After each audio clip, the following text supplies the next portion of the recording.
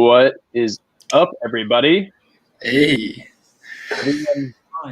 Everyone's wondering, why am I hosting? Because Andrew and I will share co-hosting every once in a while. So, I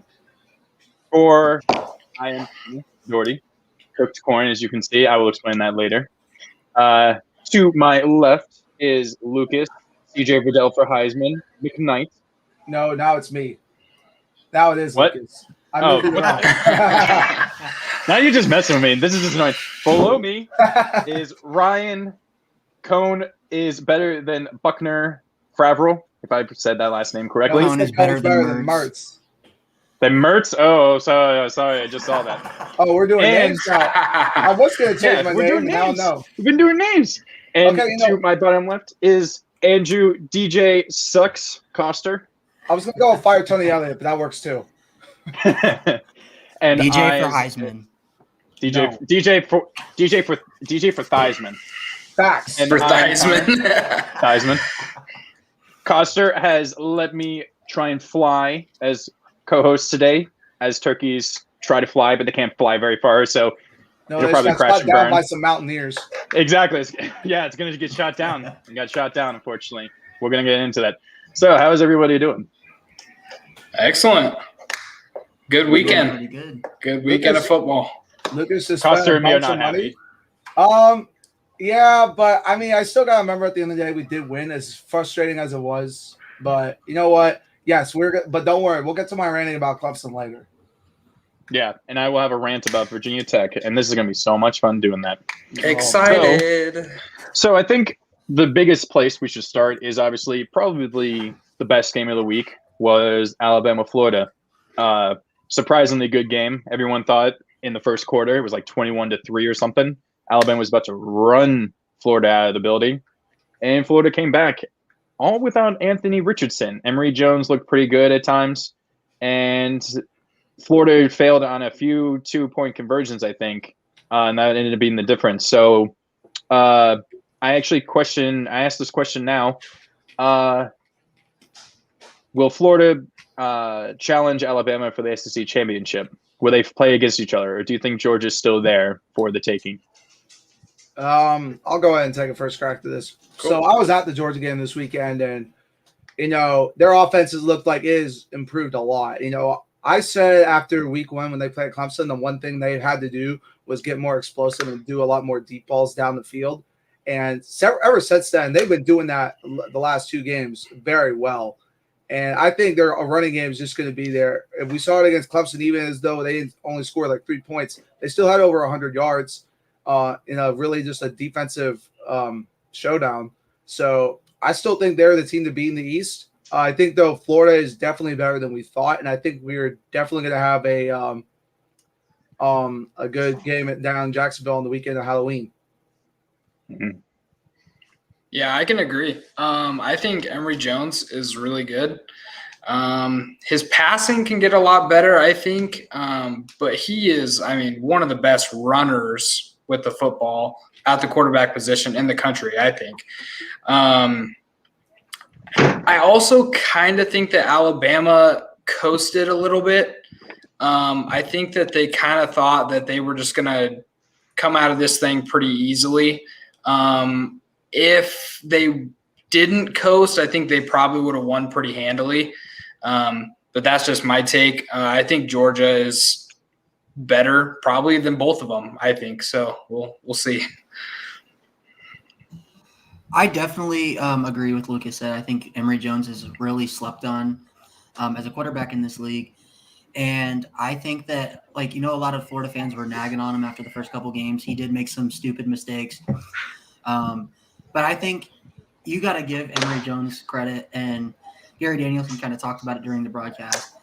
If you are watching this game as a Florida fan and you don't immediately give this kid credit for you not only giving him shit the past couple of weeks, also on top of that, putting pressure on this kid because you guys want Anthony Richardson so bad, and for him to get down 21-3 to Alabama and to have that guy standing over his shoulder, you got to give this kid credit and you got to give him an applause. And I hope all those Florida fans give this man an apology because he was the reason you guys even were in that game. And if you guys had probably 2 more minutes on that clock, I think Florida wins that game. But you got, like I said, you got to give it up to Emory Jones. Florida fans, get yourselves together. Sorry to this man. Stop putting his name on and putting dirt on his name. Just please, give this guy some credit. Yeah, I think I saw Scooter Magruder, big Florida fan, I think was apologizing to Emory Jones during the game at points. And Florida definitely looked really good. But I want to briefly talk about something Lucas brought up. Is Georgia the best team in the country right now? Yes. I'm going to go ahead and take this one. Yes, 100%. They've just – I don't know whose noise was that in the background. But, yes, I agree 100%. They're still the best team in the country. They have especially since that first game, they've gotten their offense together. They just look like right now the most complete team. I mean, we're going to really, though, find out how good they are, I guess, again, now how good the offense has improved next week when they play a really, in my opinion, style Arkansas defense. Or not next weekend, 2 weekends from now. But I think right now, if you were looking at, a lot of the college football, I'd say, is up in the air, who's the top dog. But I still say if we had to pick someone who's number one right now, I'm taking Georgia. Lucas? Yeah, I agree. I think Georgia is the best team in the country. It really is going to come down to their quarterback play. Once it down the stretch, I think it's going to come down to their quarterback play. If JT Daniels continues to play well, and should he not play well, if Stetson Bennett can play as well as he was previously, then I think they'll be okay. We see it year in and year out. Alabama, at the end of the season, they just dominate every single year, it seems like. So it'll be interesting to see if Georgia can come out there. We've seen some really good Georgia teams, obviously when they went to the national championship to play Bama, they couldn't get it done. They couldn't stop, the freshman Tua go down there and score. So we'll see towards the end of the year. I think as of right now, though, Georgia is the best team in the country. I may be the only one that disagrees. I do not think Georgia's the best team in the country. I still think Alabama is the number one team in the country, and I think they're the most complete team. If you look at them, Georgia, Florida, on the offensive and defensive side of the ball, I understand, they gave up a lot of points to Florida. But I think I'll kind of agree with what Lucas said earlier. I think they kind of took their foot off the gas when they got up 21-3. Because we have seen Bama teams in the past go up 21-3 against Florida, and it's a wrap. I still think Alabama is Alabama, and until they are beaten, and they don't, or they have an unimpressive showing, I'm not going to pick over them. Georgia, to me, the reason that's holding them back, I still think they're the second best team in the country, is their offense. Because I understand Clemson is probably the first or second best defense in the country. But if you're JT Daniels and you're Stetson Bennett, you got to get something offensively done. You're not going to win a championship only scoring 3 points of offense. And if they play the way that they did against Clemson, against Alabama or Florida in the playoff, or whoever they play in the playoff, you're not going to win that game. You have to be able to put more than 3 points up. And so that's why I don't have them as my number one team. Yeah, I think the most surprising thing was not that Florida came back. It's that they were doing it via the run. I think Florida had nearly, if not more than 200 yards rushing against Alabama. And that's really stunning for, an Alabama defense that we usually think of as very stout over the past few years. So that was very surprising. Well, it's not like it has not been a typical saving defense. Yeah, well, maybe but I mean, we're 20 up to 2016 maybe. Yeah. But I'm still thinking like that. But I mean, it's still, the defense, they're still having first round picks on the defensive side, but it's definitely now more offensive, obviously, which is kind of an unusual paradoxical switch from how Alabama used to operate when they first started dominating under Saban. But I think the next Did you have anything else to say, Lucas? No. No, Okay. I mean, no. Okay, I thought someone else had something to say. I did want to say something. Okay. It's mainly, and it was like not like haven't known this for years. The Achilles heel of the Alabama defense has always been running QBs, scrambling QBs. That's just how it's been since Nick Saban has been there. So I think that's also why Emory Jones in that Florida offense had such success, is because for whatever reason Alabama cannot stop running quarterbacks. I mean, other than Georgia and maybe Clemson, I can't think of any other defense that would not struggle against any running quarterback, honestly, in the country right now. So, I mean, that's just how it is. But I think it's time to move on. Let's move on to probably the second best game, Auburn at Penn State. Very underrated.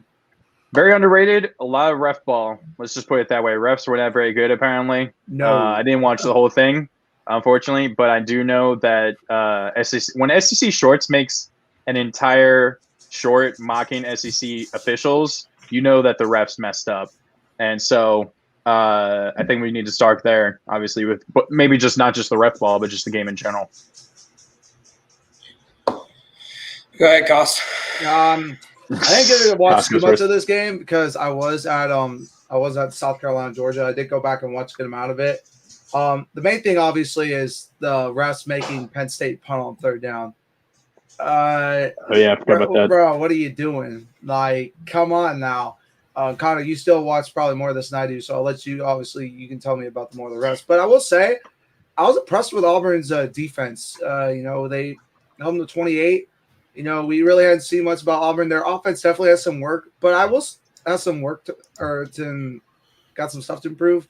But I will say, Bo Nix definitely looks the best he's been since we've on the road, in my opinion. I will say, although also that. Mike Bobo still is not the best play caller. We've seen this when he was at Georgia as the year went on, and we also saw it when he was at Alabama. Or not Alabama, I meant South Carolina. And when he was a head coach, was he head coach at Colorado State for a minute? I don't know. I'm not sure. So, but he's just Mike Bobo is just, I don't know why he still has a job, man. He's just not a good offensive coordinator. I mean, he definitely made some weird calls, I think, that maybe could have stopped Auburn from winning the game. But I think Auburn is definitely a team to be reckoned with in the West, and teams cannot overlook them. They're a solid team, and they can beat you on any week. Mm-hmm. Yeah, I think Auburn's offense is a little strange. I don't see a world where Bo Nix needs to be throwing it even 37 times in a game. Especially with a running back like they have in Tank. I believe that's his name, Tank Bigsby.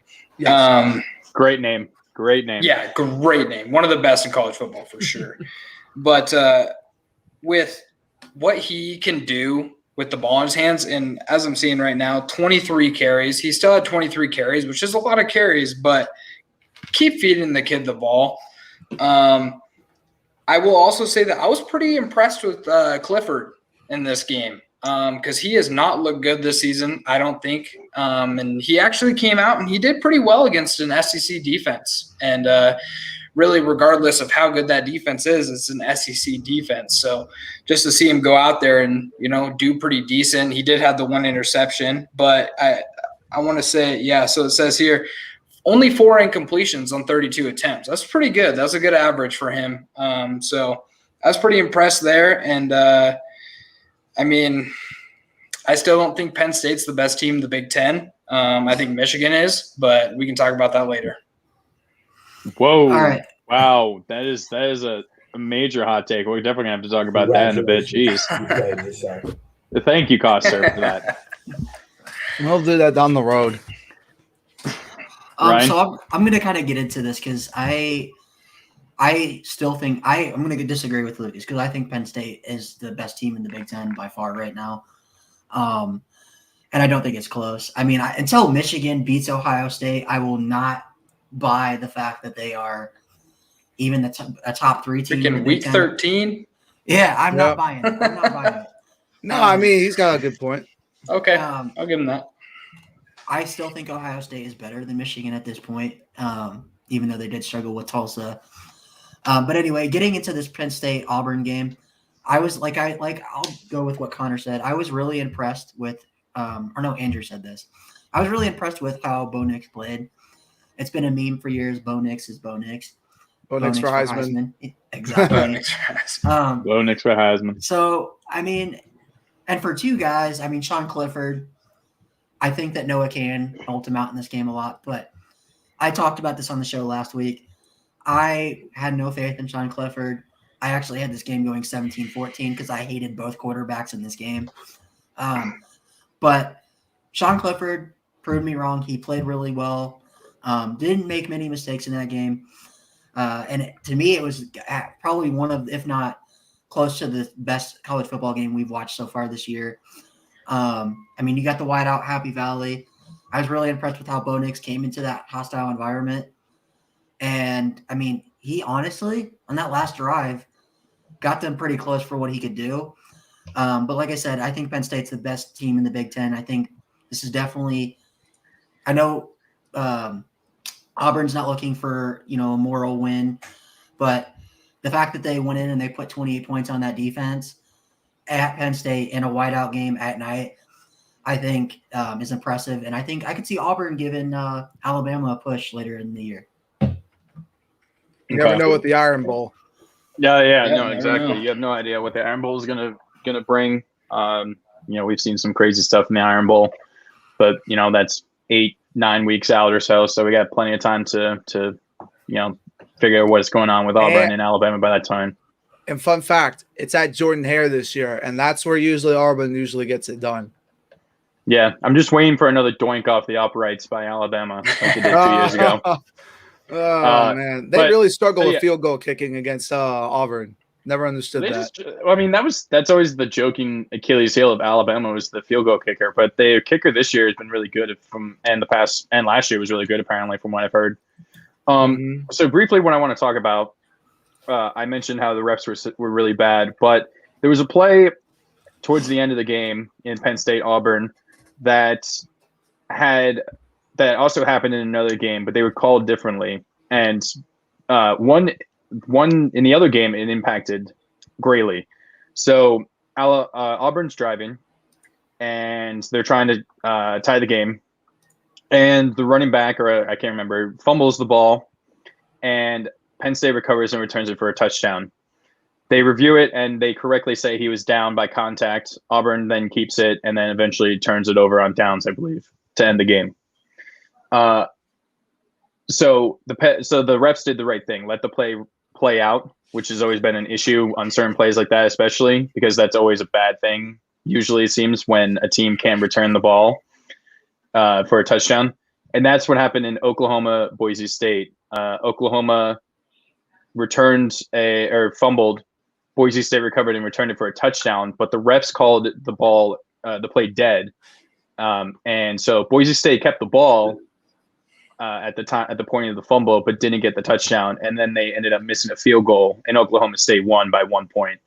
And I just wanted to bring that up because the refs have been widely inconsistent, obviously, with Penn State and Auburn.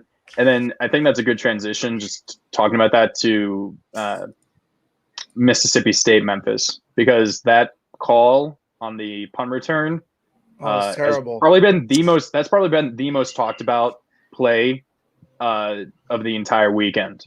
And it wasn't even like a game win or anything. It's just a badly played. I mean, it was 2 chances for the refs to get it right, and they got it both wrong. So what do you guys want to – so who wants to start with that? I can start. Okay. So I think it's weird when it comes to refs, and I think it's kind of something that's been happening all year, and not only in college football, but in the National Football League, we're getting the same kind of thing. And Ryan can say the most about it. I know we've been hearing the most about it from Ryan. So, I want to hand it off to him, give him a little handoff here, because we've been hearing about the refs all year so far from our boy Ryan. So let's give him a little handoff so he can talk about it. Okay, so I'm going to kind of go off a little bit because these refs so far this year have been terrible, not only for Notre Dame games, but just in general. I mean, we'll get into this Mississippi State thing in a second, but let me just start off. College football this year, pass interference has been one of the worst and most inconsistent calls I've seen so far this year. Yes. I mean, it is god awful. It's like if you're okay.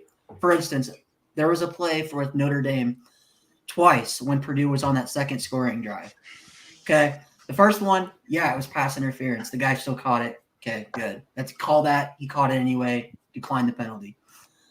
But on the 2 plays later, on a 3rd and goal play when they throw it to Bell in the end zone, and our corner has his arm around his back, but is smacking the ball away. They call that pass interference. It's an automatic first down at the 1-yard line. And I'm watching that play, and I'm like, okay, you're going to give that to Purdue, right? That's a 3rd and goal play. If they don't get that, that's 4th and goal from the 3. And at that point in time in the game, they probably kick a field goal. But I look at that, and I'm like, okay, earlier in that game, you have Kevin Austin, who was getting open on almost every play. There were a few that he dropped, which I don't even know why Kevin Austin was dropping balls that were that easily catchable. But that the same play, Kevin Austin's going up for the ball. A Purdue defender literally grabs his jersey and pulls him down before he could get it. No call. Okay. If you're going to call that on Bell in the end zone and give them an automatic first down, which eventually gave them a touchdown, you cannot, there's no justification for not giving that to Notre Dame on the other side. If you're going to let the receiver and DB hand fight, and you're just going to let it go, just let them play it out. Okay. You have to do that for both sides and not if they're doing the same thing that they did to Notre Dame and Notre Dame's doing it to Purdue, or if it's less, you cannot throw that flag then. And that's my biggest issue with refs now, is they are so unfair with their calls. I don't care. I will adjust and I will agree with any call if you're going to call a game a certain way. But at least call it the same way throughout the entirety of the game. And then let's get into this Mississippi State thing. I'm not 100% sure about what happened, but I'm pretty sure wasn't it he was down when he picked up the ball and he ran and scored it for a touchdown, or was it the kick? No, so it was a punt, and what happened was Mississippi State had already touched the punt to down it twice. And you're at that point, the ball's supposed to be dead, and you can literally see the ref doing this, like to call the play dead in the background, and then yet Calvin Austin, the punt return for Memphis, comes and picks it up and just runs it down the field, and they call it a touchdown. And I don't understand how they couldn't just overturn that, because that doesn't make any sense. But that's something that if there's not a rule in there, you can't overturn that. That's something that college football really needs to look into, because that's not good at all.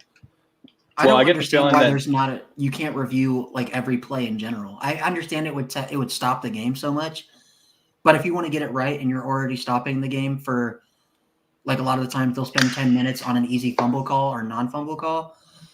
I don't understand why you can't make something like that reviewable. But go ahead, Connor. Sorry.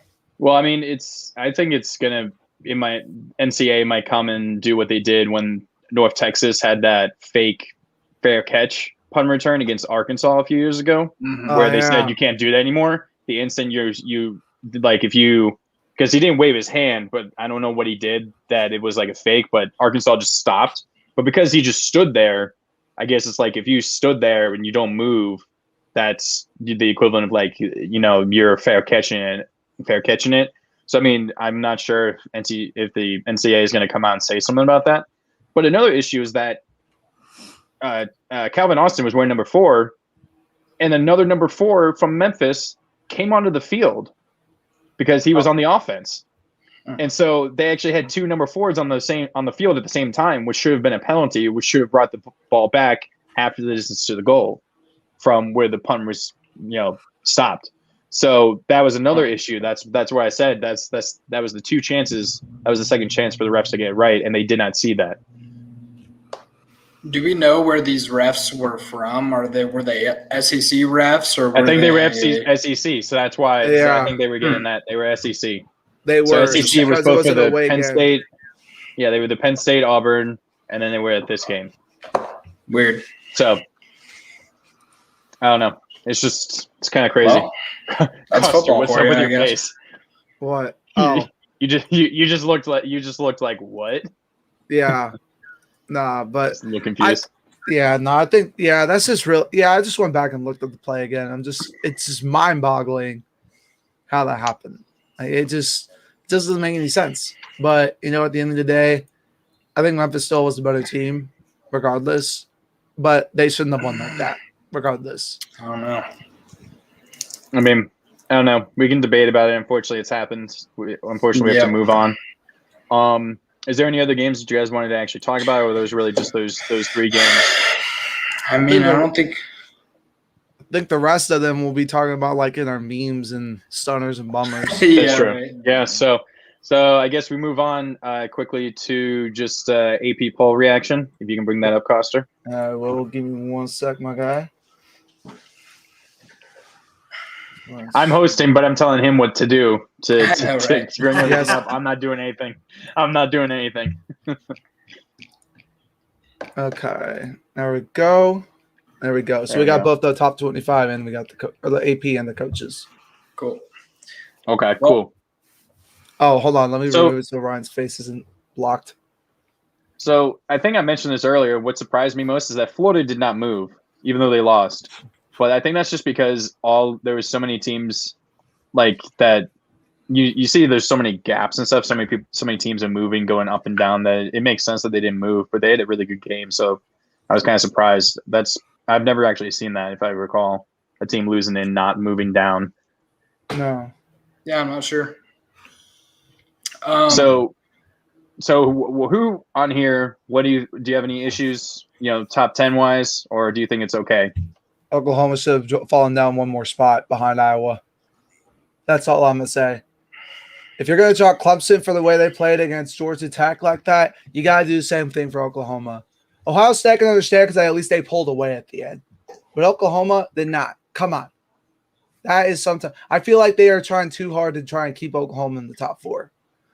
Well, I mean, because if they don't have Oklahoma there, then they don't have – the next highest would be – they wouldn't have anybody anywhere close to being in the or any Big 12 inside the top 4 potentially.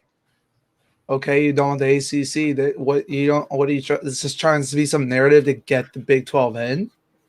I mean, when was the last time the Big 12 actually had it? I mean, Oklahoma was in last year. They've been in 2-3 years. The Big 12. 2019. So 2 years. Well, 1 year, but still. Yeah. I mean, it's just like why no one. I mean, why do we want Oklahoma in there? They just get their butts handed to them by That's what I'm saying. By Alabama or Clemson. It's just like, I mean. I don't know. It feels like they're just trying to push that narrative, I guess. What do you guys think? Yeah, I don't know. There's a few things for me when I look at this. For one, I don't think – as of right now, I don't think Clemson or Ohio State are top 10 teams. I think they'll get back up there and they'll get better. But as of right now, I just don't see it. I think that Ole Miss is like a top 7 team in the country. I would almost switch Ole Miss and Texas A&M like completely. And then also, I think that UCLA dropped way too far. I agree. They don't give Fresno State enough credit. They're ranked 22, and I think it's mostly just because of the loss, but it was also obviously to the number 3 team in the country. So I don't think they're getting enough credit. I think UCLA should be around that 17 to 19 range, and Fresno State, I mean, even top 15, I think, for me. But those are the only things I really see here. Oregon should not be below Oklahoma on any poll. I don't understand what the coaches poll is all about, but that's just me. Yeah, the coaches. I don't understand why Texas A&M is above Iowa and Penn State.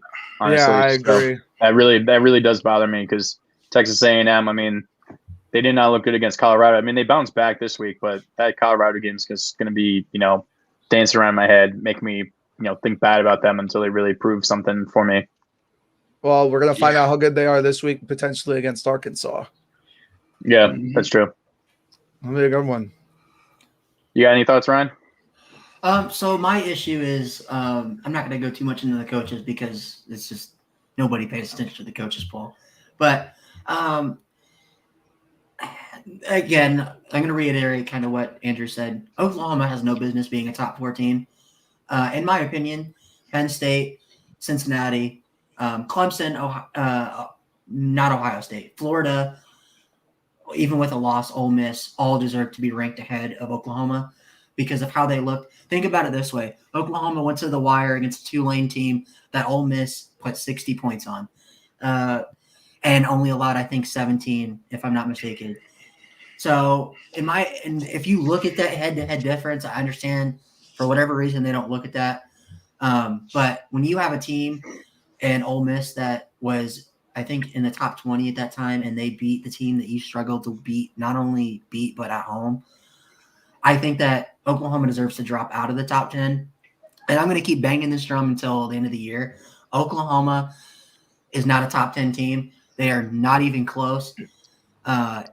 Everybody was kind of like, oh, they're okay now because they beat good old Western Carolina.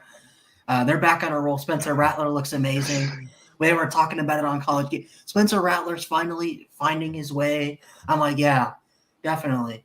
He didn't even play that well against Western Carolina. So, again, Oklahoma's the biggest issue. I think Iowa, Penn State, Clemson, Ohio State, Florida, Ole Miss are all better than them. And I think if they played any of those teams, it wouldn't even be close. But that's my biggest issue with this. And I guess my second issue would be I think Ole Miss deserves to be a top 10 team. It kind of goes into the Oklahoma thing. Ole Miss and Matt Corral are on a roll.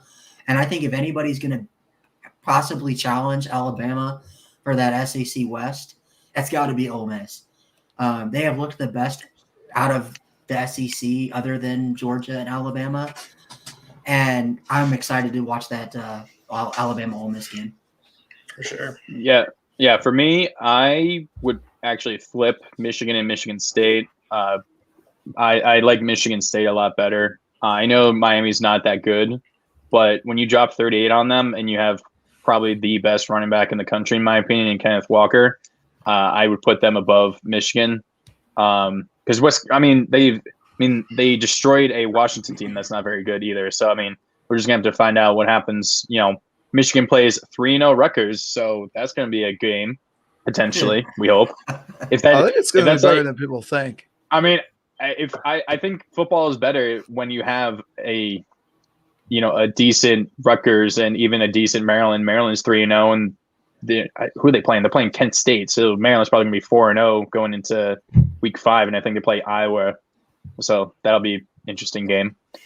But that's about it for me. I agree. Definitely Oklahoma should drop. And I don't think Texas A&M should be – I think Texas A&M shouldn't even be a top 10 team in my opinion.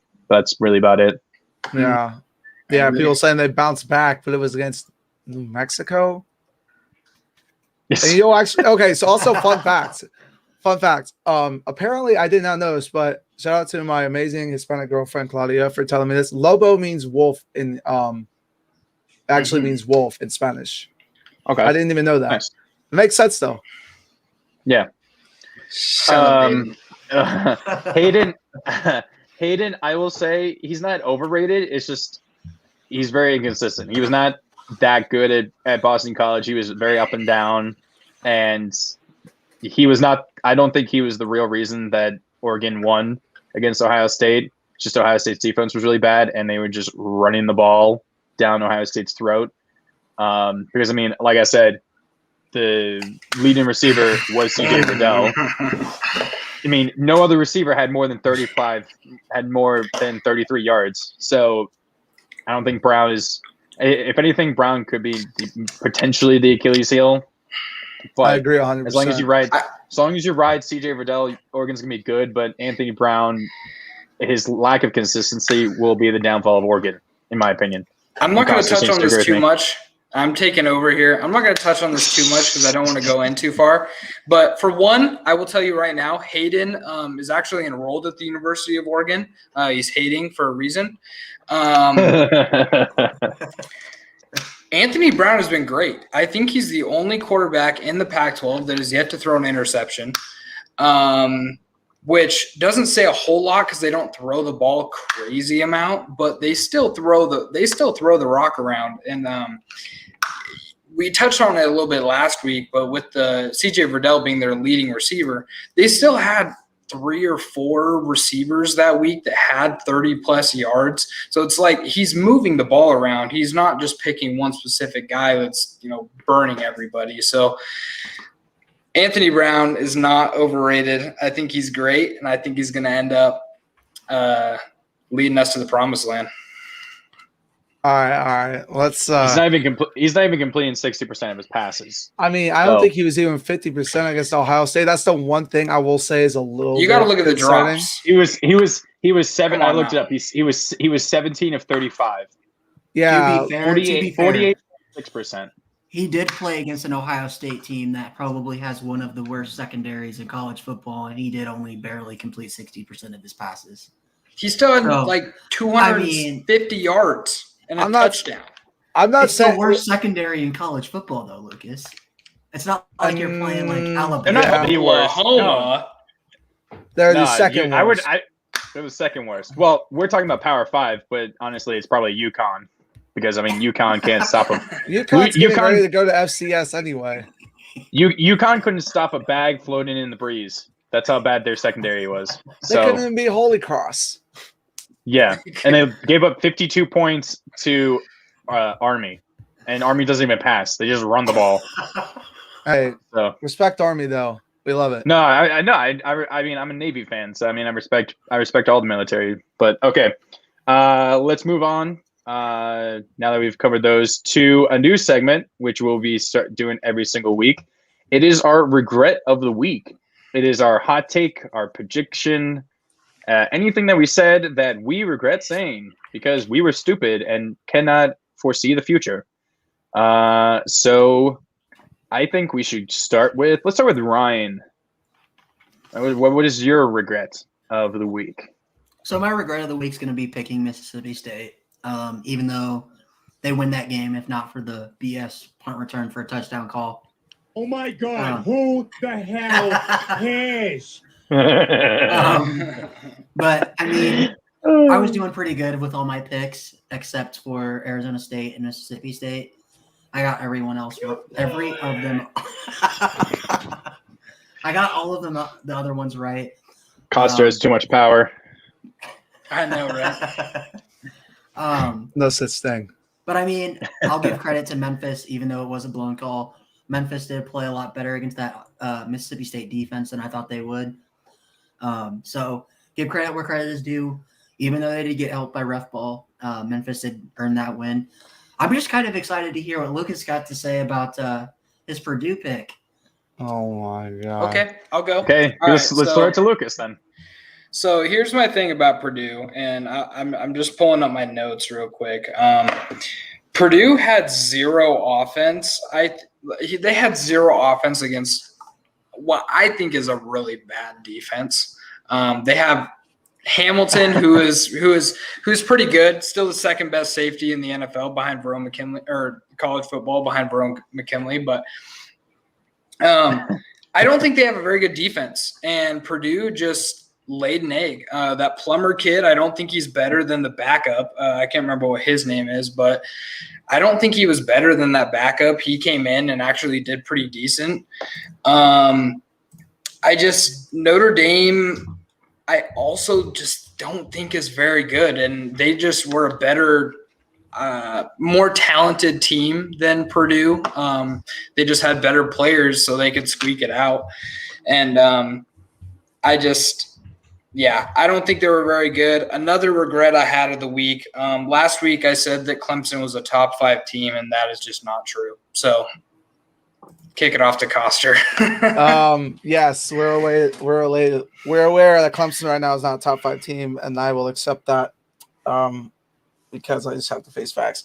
My regret of the week this week is definitely going to be picking Arizona State to beat BYU. You know, Arizona State's got the potential. They just beat themselves so many times in that game. I mean, especially with that one play where they were I think it was an interception, and then they managed to it's basically something to play or the game up in one night or the game up in one play. Then they got stripped on the way back when they were trying to return it back. I think they had 4 turnovers, if I remember correctly. And they outgained BYU too. It wasn't like they were just getting dominated. They just shot themselves so many times in the foot. So I think that's one thing they really need to work on. I think it's something that they've got a lot of room for improvement on. But I think you should have recorded. I think you should have recorded Josh's rant about Arizona State from last night. Just played that for the entire segment for you. I mean, that was like a solid, I think that was a solid 5 or 10 minute rant. That 7 Josh minutes. That was 7 minutes. I remember Blake said 7 minutes. I was like, "Sheesh, go off, King." Dang. Yeah. Jeez. But yeah, Arizona State definitely has the potential, but they definitely need to work on the turnovers for sure if they're going to get to be a top 25 team. Yeah. My regret was picking UVA to be UNC. UVA still looked good. I mean, their offense looks good. I should have just stuck to being a Virginia Tech fan and just picked UNC to destroy UVA, which it kind of happened. But you played yourself. Thank you. Yes, I did play myself. I way overthought it, but I will say Armstrong, quarterback for the UVA. I can't remember his first name. Brandon. He looked awesome. I think he threw over 500 yards, had 4 touchdowns. That is very scary. UVA seems to be, definitely probably the second or third best team in the Coastal. Virginia Tech and UNC, and then I'd probably say UVA. Mm-hmm. UVA. The only good thing is that UVA has to play at Virginia Tech, I think, this year. So that's at least a good thing. But yeah, I probably should have stuck with UNC. I think it took Howell a while to get used to his new weapons and stuff. But once he did, he looked pretty good. Oh yeah, he looked amazing. Yeah, he looked very good. So yeah, that's my regret. Fair enough. And so I think next we can move on to our stunners and bummers. Of course, as we mentioned, this is where we talk about players and or coaches that called a great game plan and then also looked terrible at the same time. So let's go with Lucas. Who is your stunner and who is your bummer? All right, so my stunner of the week is, and correct me if I get this first name wrong, it's Tavion Henderson. I think it's Trayvon. Isn't Trayvon Henderson? No, it's Travion. It's Travion. Travion? Okay, Travion Henderson.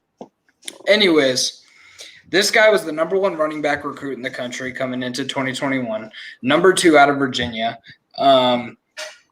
Came into the season, wasn't really expected to do anything too crazy, I don't think, but we did expect to see him on the team for on the field for Ohio State. First 2 weeks, 69 total rushing yards, 70 yards receiving on that one big play 70 yards receiving on one big play that he had against Minnesota. This last week, and yes, they did play a terrible team. 277 rushing yards, 3 touchdowns, and 1 catch for 5 yards. I don't know about you guys, but that looks like the number 1 running back recruit in the country. I don't think he's gonna be the starter coming as we go. But he's a stud, and he's definitely my stunner of the week. Bummer of the week. What? I was also going to say one thing to go along with that, and that he broke Archie Griffin's most rushing yards in a game record at Ohio State. So that would definitely say that's very good. Yeah. He looked like a stud. He isn't the starter, and I can't remember who the guy in front of him is. If he just didn't play a lot, I can't remember his name. He's not the starter. Is it Master Teague? Is it Master Teague? Oh, it's I think I want to say something Williams. I know they still have Master starter. He better be the starter now. No, I think there's a guy named Williams, but they also have Master Teague, if I remember correctly, at Ohio State, but I haven't seen him play. Master Teague, honestly, I'm going to tell you 100%, he was so overrated. I'm going to tell you how it is. Trey Sermon was their better running back, and we saw last year in the playoff. Master Teague, one of the most overrated players in recent memory at Ohio State. So Okay. Master Teague Sorry, Lucas. is there, but the guy that I was thinking of was Mayan Williams, who's another freshman. He had the most rushing yards for the team in the first 2 games of the season. So he was a guy. He put up 125 yards against Minnesota. So he's a stud too. Who knows what'll end up happening, but I definitely think that he earned the starting job after this Mayan last Williams week. is injured, I'm pretty sure, by the way. Is he hurt? Okay. He didn't get a single carry, so I'm pretty sure he's injured. Yeah, that makes sense. So my bummer of the week, Manny Diaz. You know, I think he's one of the worst. I think he's one of the worst coaches in college football. I really do. It's much deserved. A few stats on Manny Diaz. He's 15-12 as Miami's head coach, which is really bad, especially when Miami is, you know, considered one of the better programs in the country. 6 of those 12 were by double digits that he's lost. Obviously, this year has been really, really bad for him, barely beating Appalachian State and then getting destroyed by Alabama and Michigan State. I don't know if it's time to call his job quite yet because they weren't very good before he came in, the year before he came in 2019. They weren't super good. So maybe get his recruiting class built in. But he just, I mean, it's going to be a rough year for Miami fans. I really hope that they pick it up, but it's going to be tough. Ryan? Okay, so my center of the week is Jay Kaner. I know Lucas really wanted him bad, but I stayed up all night to watch Yahoo Sports' live feed of the game. And to see him lead that drive with 54 seconds left and come back and beat UCLA was amazing. I know he didn't have the best stats. He threw, I think, 51 pass attempts for 2 touchdowns, 1 interception. But, I mean, to do that to a UCLA team that a lot of people thought was a top 15 team, even sometimes a top 10 team, you got to give that kid credit. And I got to say this because I think me and Andrew were the only ones awake at that time. And Andrew's like, it's 54 seconds. They're not coming back to win. I was like, I just had a feeling. But no, Jay Kaner's by far my stunner of the week. And my bummer, I'm going to give that to hold on. Sorry about that. I've actually forgot. I had a brain fart. So Coster had that ready. My bummer is Michael Penix Jr. I kind of went into this last week as well. He has really disappointed me so far this season. He did have an amazing game against Idaho, but that is Idaho. And just coming after last year and seeing how good that Indiana team was, he was a big reason. And I understand he lost his big receiver and tight end to the NFL. And the Indiana defense lost a lot to the NFL as well this past season. But, man, has he just really underperformed and disappointed me. In my opinion, I thought he was going to be one of the best, if not the best quarterback in the Big Ten this year. And I don't know what it is this season. I don't know if defenses have kind of watched his tape and kind of got used to how he plays and kind of just tightened up on him. But in the 2 big games he played, he's thrown 6 interceptions and only 4 touchdowns. That's not a good interception to touchdown ratio. And it's just really disappointing to see because I think this kid is really talented. I don't know if he's in a slump or what's going on, but we'll just have to see if he can get this monkey off his back and do better the rest of the season for Indiana. Okay. Coster? Okay, so my stunner of the week is going to be Matt Corral from Ole Miss, hotty toddy. So to start off, he was 23 of 31, 335 yards, 3 touchdowns. And then rushing, he only had, if I remember correctly, 68 yards on 13 carries before touchdowns. So 7 total touchdowns. But let's also keep in mind, this was in 3 quarters. 3. Wait, he had 4 rushing touchdowns? Yes. Yeah. 7 total touchdowns and they were in 3 quarters. 3 quarters. That's the big catch here. This man just on a Tulane team, we know it can play with the big boys. We saw it against Oklahoma, even though, we all think Oklahoma's overrated, but still, he just torched them. In my opinion, Matt Corral is my Heisman favorite. I love watching this guy play. Going back and watching that game or watching the highlights of that game, he's just so fun to watch. Like, just that Ole Miss offense is so fun to watch. I think he's going to have a shootout when they play Alabama. I'm going to say it right now. My bummer of the week. I hate doing this, but it has to be done. DJ Uyunglele. My God, man, what are you doing? This is just the beginning of my rants, boys. I'll keep it short. Do you have to put the picture up? Put the tweet up. No, we're gonna put that up later. We're gonna put that up for Meme Team of the Week. Hold on, let me get this score. Let me get his stats up real quick. I had him for a second, then they left. But he just was so disappointed. Clemson had a chance to put this game away in the fourth quarter, and he fumbled it. He fumbled the ball on like a 4th and 1 because Clemson also doesn't know how to do a damn QB sneak, which is I don't know why. I don't know why we can't do that, but he was 18 to 25 for 126 yards. Finally didn't throw an interception this game, so I guess I'll give him a clap for that. But he did fumble the ball twice. He lost one. Thankfully, he got one on the back, but he's just been so disappointing. I just don't know what's going on. Like, I really don't.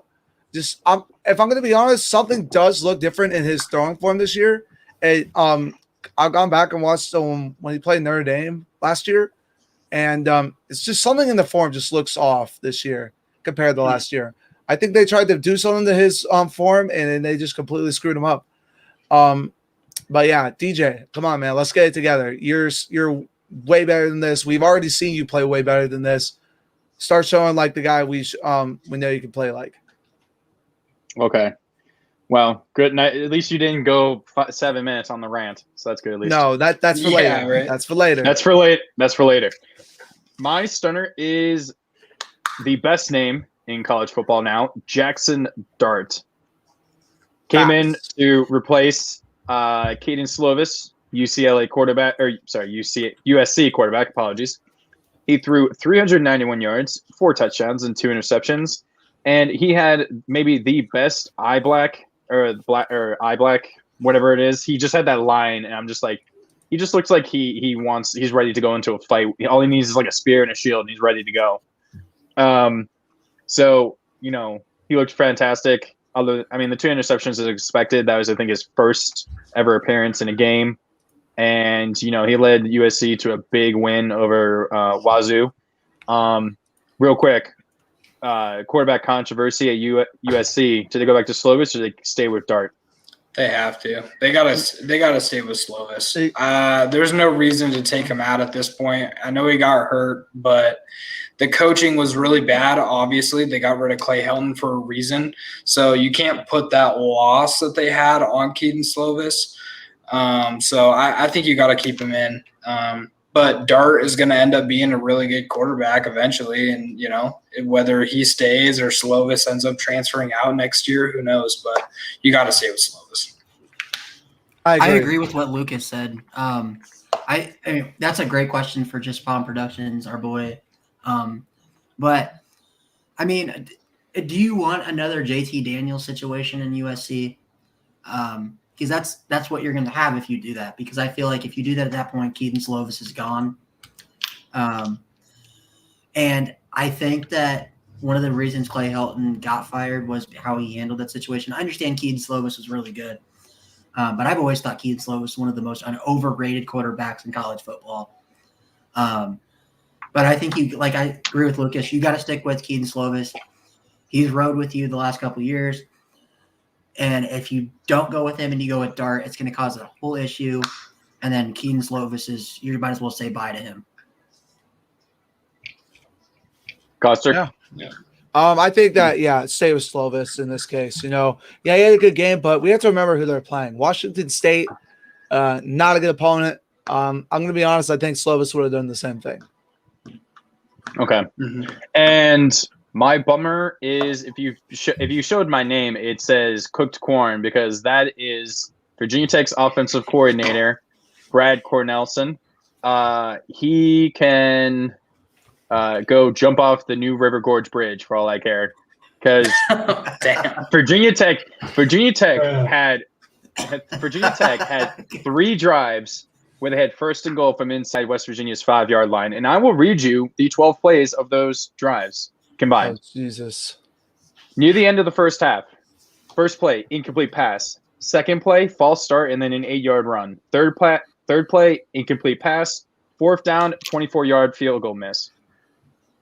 Down 27-14 in the fourth with about 11 minutes left. First down, incomplete pass. Third down, 3-yard run.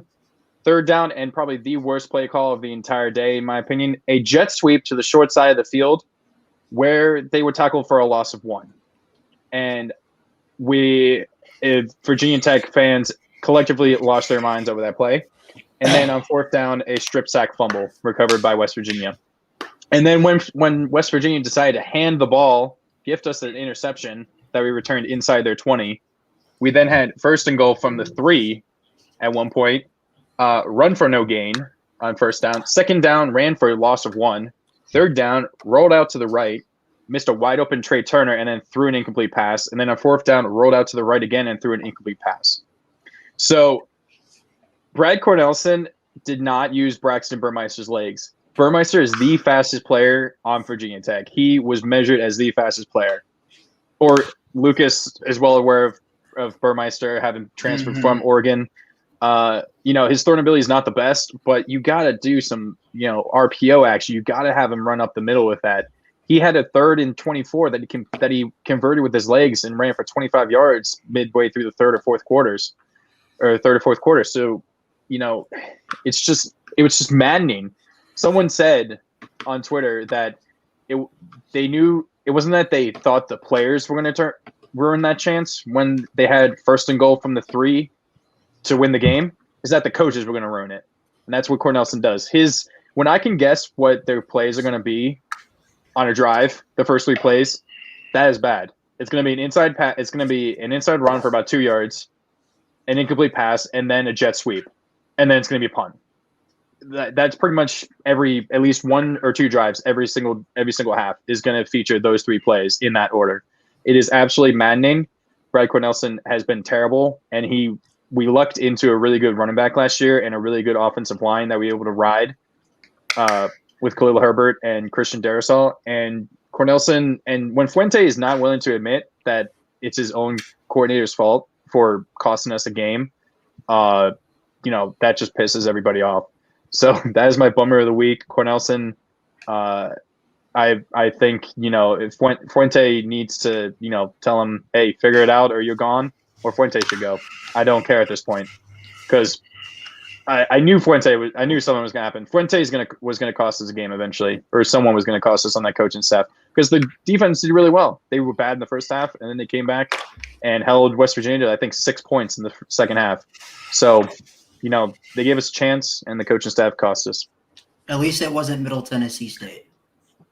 Well, yeah, but at the same time, but I mean, that's 9 points. That's anywhere from 9 to 21 points right there. That was wasted. So that's even if you just take it away, that's 30 to 27, anywhere from 30 to 27 Virginia Tech win to 42-27 if they score all touchdowns on those drives. Yeah. And the worst thing is that also one of the incomplete passes on the first drive near the half, the refs called it an incomplete pass, even though Tavon Robinson caught the pass. But the review made it look like it was an incomplete pass, and they called that on the field. Yeah. So, but there's my rant. So, but hey, Connor, I guess I didn't realize it was how much your offense coordinator's part. But I guess I don't know who's worse. Offensive coordinator's worse right now. Tony Elliott for Clemson or Corn for y'all? Because man, I didn't realize that. And the fact too, because it's really like that for us too. I can really just feel like he was doing, predict what he was doing. So I just want to say, I kind of feel like your boat. I get where you're coming from. It's very frustrating. Oh no, you and I were talking about this earlier. I was like, would your offensive coordinator call a jet sweep to the short side of the field on 3rd and goal from the 7? Not even from the 2. It was from the 7-yard line. Would he call that? he probably would call an equally dumb play, but I mean, No, I he don't know if did Cordarrelle call would an do that. equally dumb play on 4th and 1 instead of just getting up under, doing damn QB sneak with your 6'4" quarterback. No, let's run a shovel pass for no reason. Nah. Which is I funny still enough. don't think there's going to be any worse fourth down attempt than what the Bills did, though, where they threw it 5 yards backwards to a running back and then got tackled 4 yards behind the line of scrimmage by the Steelers. No, That was such a bad play fake call. that fake punt by the Colts against Patriots is still the worst. No, I'm talking about this year. That's just an all-time worst. Yeah. But yeah. Okay, sorry. Me and Costa ranted. Obviously, let's we move had to on, rant. boys. Come Let's on. move on to. I'll limit it another now. Well, this is another potential rant for me and Costa potentially. I will Our limit meme mine. teams of the week. The team that pull this. we all laughed at and we all enjoyed the memes of, whether it was their fans or the coaches or the team in general. The team that could not get out of their own way. And let's start off with Lucas. Start off with Lucas. All right, coming right up. I just had to make sure I got Costa needs to bring the photo up because we Bring need the those photo memes. up. Yeah. Yes, We need the master. memes. Coming right up. Here we go. Oh wait, whoops. There we go. Wrong You picture. played yourself. I did. Yep, Yeah. Congrats, you played yourself.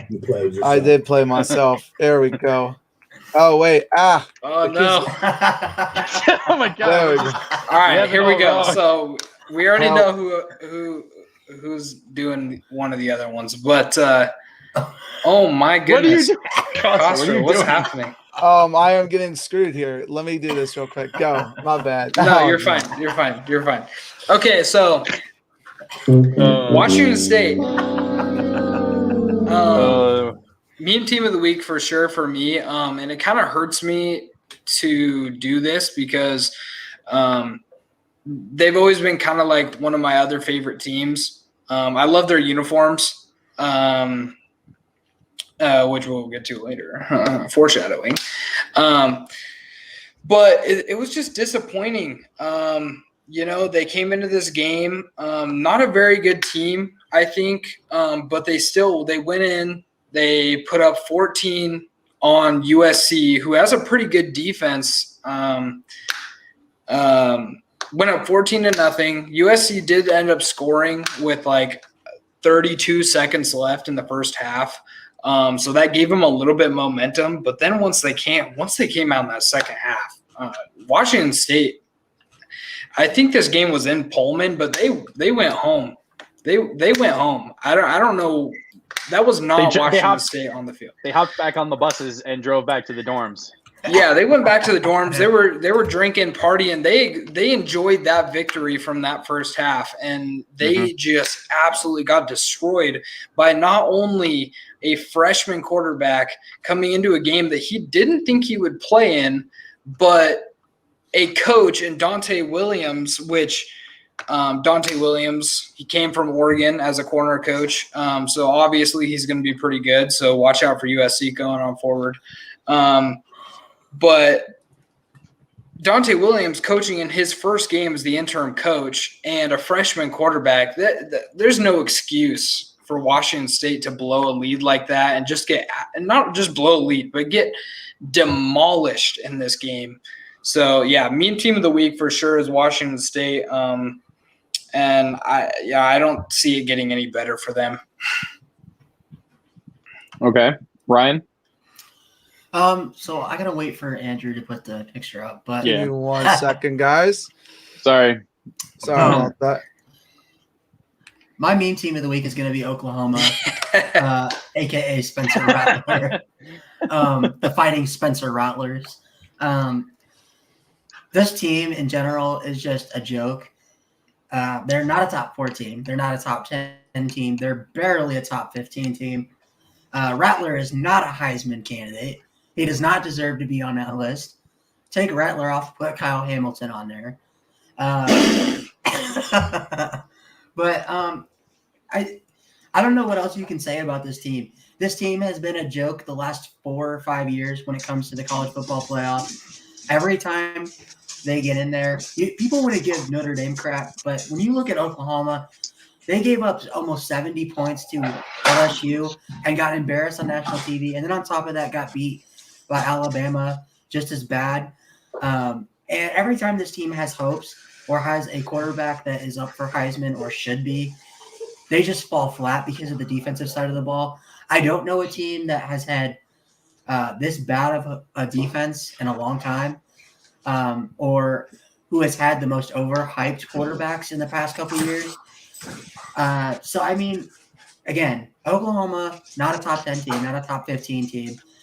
Rattler's not a Heisman candidate. Rattler is one of – actually, no, he's not one of. He is the most overrated quarterback this year, and he does not deserve to be a top 10 draft pick. And whoever drafts him, you're going to be the new New York Jets.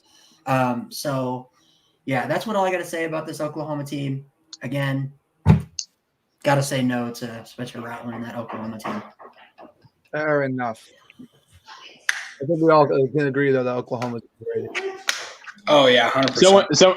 Someone's going to overdraft Rattler, and it's going to be, and we're going to all laugh. Yep. When we stream, we're gonna do a draft stream. I hope we do that. That'll be fun. Like Trevor Lawrence. What? Hey. I'm not blaming him. I'm blaming Urban Meyer, not Bro, using have you seen the offensive line Trevor Lawrence has? He's got no help. To be fair, okay. Leave Trevor Lawrence alone. Leave Tua alone. I gotta say this. There was a meme that people came out with, and they said, when Trevor Lawrence is starting off his NFL career worse than Josh Rosen, but nobody's saying anything because he's supposed to be the best quarterback prospect since Peyton Manning. Josh Rosen also had way, way better situation than he did. Also, no, he Ryan, didn't. He didn't. Yeah, he did. Yeah, no, he didn't. Okay, he definitely did. He definitely did. And also, Peyton Manning threw like 26 interceptions, and I think his first season. So let's calm down. Yes, thank you. If we want to talk about memes, though, Ryan, I got a joke for Notre Dame against T-Law. Knock, knock. Who's there? Owen. Owen who? 0-2, boy. Hey, no, 1-2. 1-2. No, Trevor didn't start the one game. Hey, it doesn't matter. Actually, yes, no, it does. We're 1-3 since the Deshaun Watson era. Okay, I'll give you that. But 0-2 against Trevor when he played. That's my point. Okay, so Coster, meme team. I think we all saw it, so we all knew who it's going to be because we all saw it briefly when you were figuring that out. Well, I was going to do you next, Connor, but if you want me to go next, go ahead. No, I'll go. That's fine. Show me. I'm fine. Oh, God. So this is a tweet that was sent out earlier. You can see Clemson's defense is number 1 in the Pac-12 in the ACC. Virginia Tech somehow is still number 2, and then the Swiss are 4.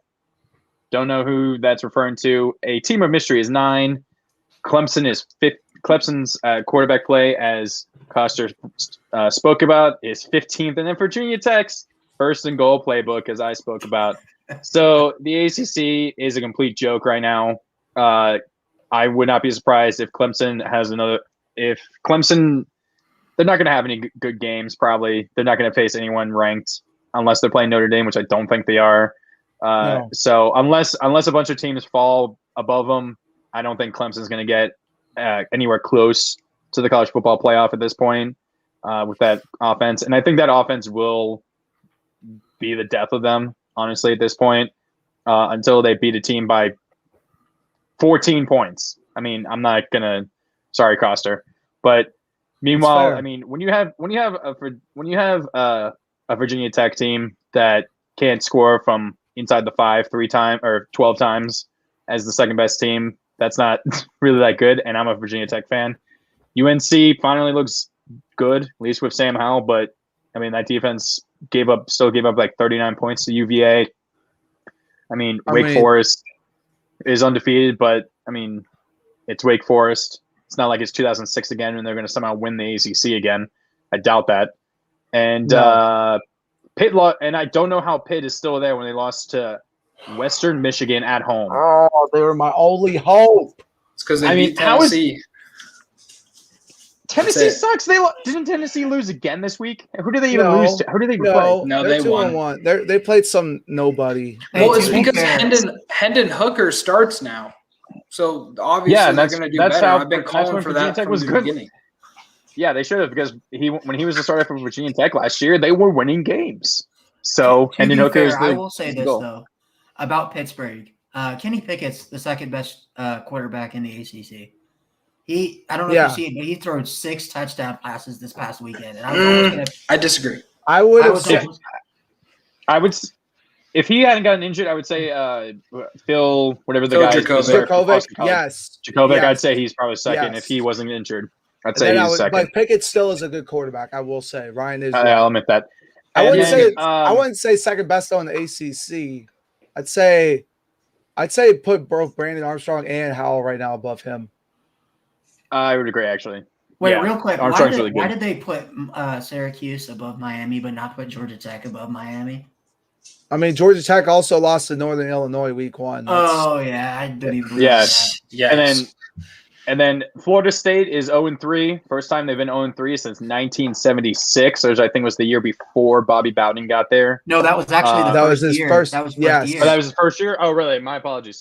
So, Florida, Mike Norvell, I'd give him another 3 games before they fire him, unless they somehow turn it around and go 3 and they're 3-3 after those 3 games. I don't because he's think gonna you be can gone. fire him because you don't have the money, and who else is out there for you guys to get? You can't fire I don't him know, at this but point. Florida State's inability to hire any good coaches since Jimbo Fisher left has been absolutely hysterical, and Miami has joined them ever since Mark Richt left, or ever since the last 2 years with Mark Richt. It's been hilarious watching Miami and Florida State absolutely, not do well at all. I could say it No. much more colorfully, but I'm not going to do that.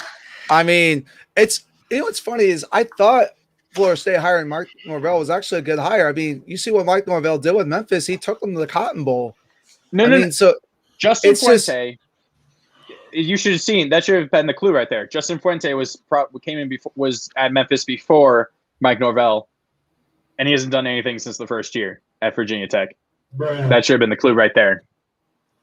I will should have say seen- this they about should- Mike Norvell because I understand Florida State fans wanted this man fired, but you gotta Florida State has went through 3 coaches the past 3 years or so. I'd say 3 coaches in the last 5 years at least. 5 years, okay. yes, You got to give this guy a chance. I think Mike Norvell is a really good coach. I honestly do. I think he's a really I good agree. coach. I think he just because I think if I'm not mistaken, he has 2 years or 3 years left on his deal. Florida State is paying this man. And if you look at the coaching landscape right now, there's nobody that's going to take that job. I think right now Norvell is your best bet to get that. I think you just got to ride it out.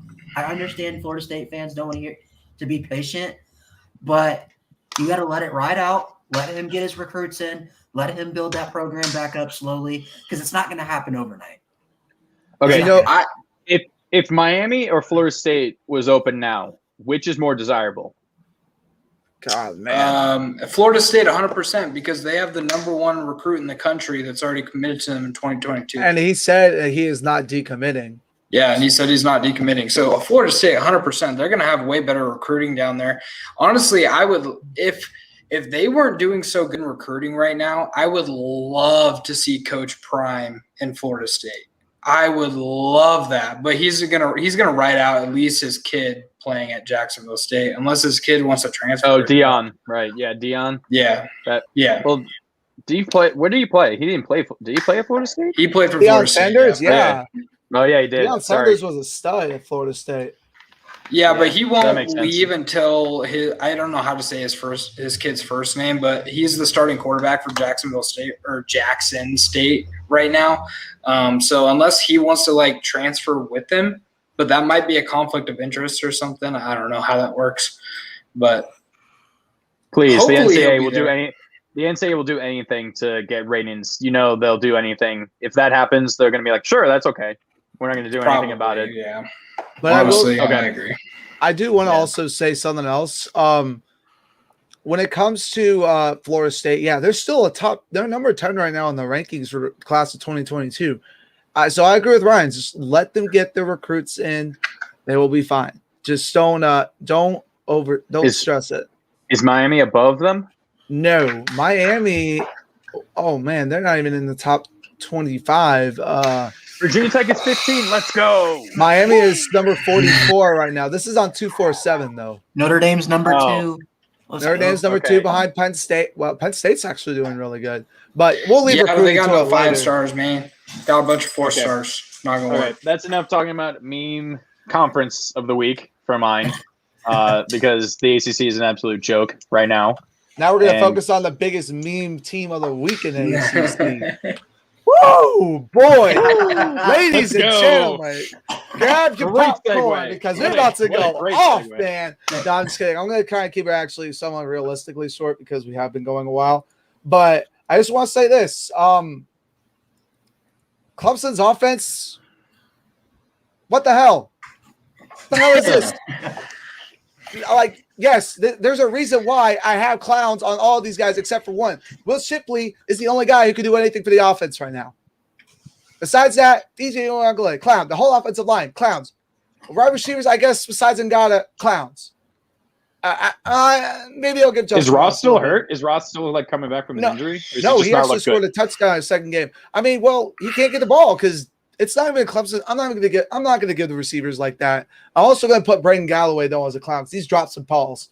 But more, and also if I could put Tony Elliott in there, also clown.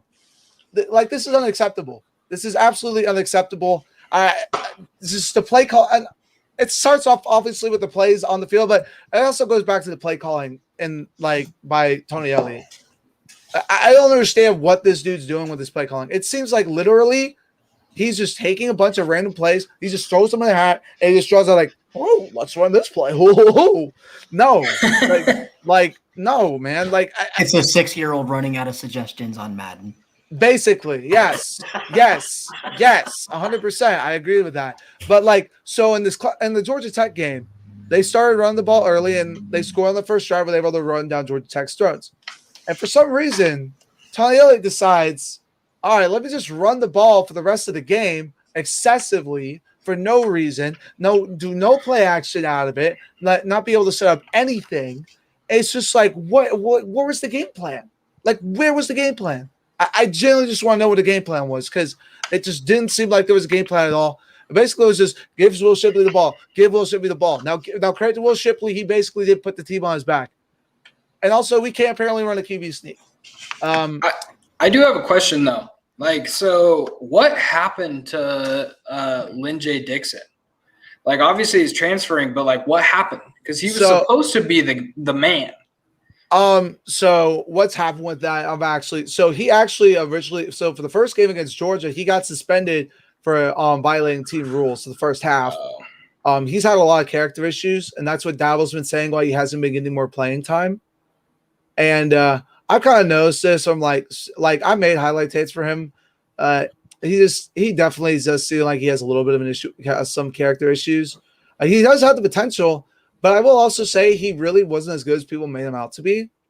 Like he definitely can do some stuff, but like even when he was playing against Tech, he didn't do that many good things. I mean, credit no one really did, but I will say this: I do think they have the potential to get better. I'm going to, and I stand by that. I think this offense, we've seen it before. I mean, there's 4 offensive linemen back from last year, and there's DJ who's back from last year. There's Joseph Ngata who's back from last year. There's Frank Latson who's back from last year. There's Braden Galloway and Davis Allen who are back from last year. There's a bunch of guys who played in that Notre Dame game in which DJ Uiagalelei threw for over 400 yards. It's there. I know it's there. I've seen it. You've seen it. We've all seen it. It's just, I just don't understand what Tony Elliott's doing. I'm going to also say this: when when Trevor Lawrence first got there, it was co-offensive coordinators, and Jeff Scott was the other co-offensive coordinator. He's not the head coach at USF. Tony Elliott, you want to know why you don't have a head coaching offer? Because right now you are not good. This is why. Because people were worried about this right here that I've seen right now. You know, I started noticing even last year when we became the head coaching, like there was some play call and I was like, what the heck is he doing? Like I started thinking, I was worried this might happen when Jeff Scott left. I prayed it did. Sadly, I've been kind of right. There's a chance to prove me wrong. I really think he can. He can prove me wrong. I think this offense has potential. You just got to go back to the drawing board. Go back and see what works. Go back to last year. Yes, you have a different quarterback, and one who's not quite as mobile as Treble, so it definitely changes the playbook a little bit. But there's definitely a lot of things that can be done to make this team better. And I think this team has the potential to get better. And I just want to now believe it. I'll believe it when I see it. But right now, it's unacceptable. Real quick, Andrew, because I got to ask this real quick before we go on. So now do you take Lynn J. Dixon off of that picture that was posted by the Clemson student body where they're doing and he's scoring a touchdown? Do you have to take that down now? Because you got two memes at that point. You got the tiger claw, and then you got Lynn J. Dixon. No, that picture. Okay, so that picture needs to already be gone for the begin with. So stop it right now. Okay, that's enough. But yeah, Ryan, stop pestering Costa about that. Let's move on to. Yes, I'm already upset segment. Enough. But I will say this: our defense is still great and will keep us in ball games. I will say if the offense does get its act together, be scared. But yes, I'm not scared. Okay, let's move it on to our next segment, which is overrated. Best recruitment pitch of the week. Dun dun dun. It's not actually a bad thing. This is the segment where we talk about the best uniforms of the week that we saw, and obviously Oregon, especially, knows how to use uniforms to bring in recruits, either to visit and or to assign them to the team. So the best recruitment pitch of the week for Ryan. So I don't know if we have the pictures. We do. Coming right up, my guy. So mine is going to be the Indiana uniforms. I know it's kind of basic, but I love what they did with the black outlines. I always kind of liked red, black, and white when it comes to jerseys. You can never go wrong with any design when it comes with those colors. I like the old school eye, even though they did copy the U of I, Illinois helmets, and just switched it with red and white. But I just love it. It's really classic. And I don't know about you guys, but the way it looked on TV when the sun would shine on those helmets, it just looked amazing. Too bad they couldn't win in those jerseys. Yeah, I love the eyes on it. It does look really clean. Ew. Go ahead, Kos. Okay. No, it's not my turn. It's Lucas. You're up. My turn. All right. So Fresno State. I love it's the same kind of thing. I do love the classic look to this, and of course the Bulldogs. Shout out to the Willamette Bulldogs high school team. I love the writing on the side of the helmet. Oregon usually always beats these guys, so I can't really be, I'm allowed to say these things. But not only that, but like recruiting pitch to wear these like super clean red and white uniforms and then to go to the Rose Bowl and beat a top 15 UCLA team in these unis is just, it was just a picture perfect situation for these guys. And I just love it so much. And I'm excited for more to come. I like the script Bulldogs on the helmets. That is so nice. It's so I like nice. Virginia. If we had done this week one, I would have done Maryland's because they didn't do the the crazy helmet where it's the Maryland flag. They just had the old.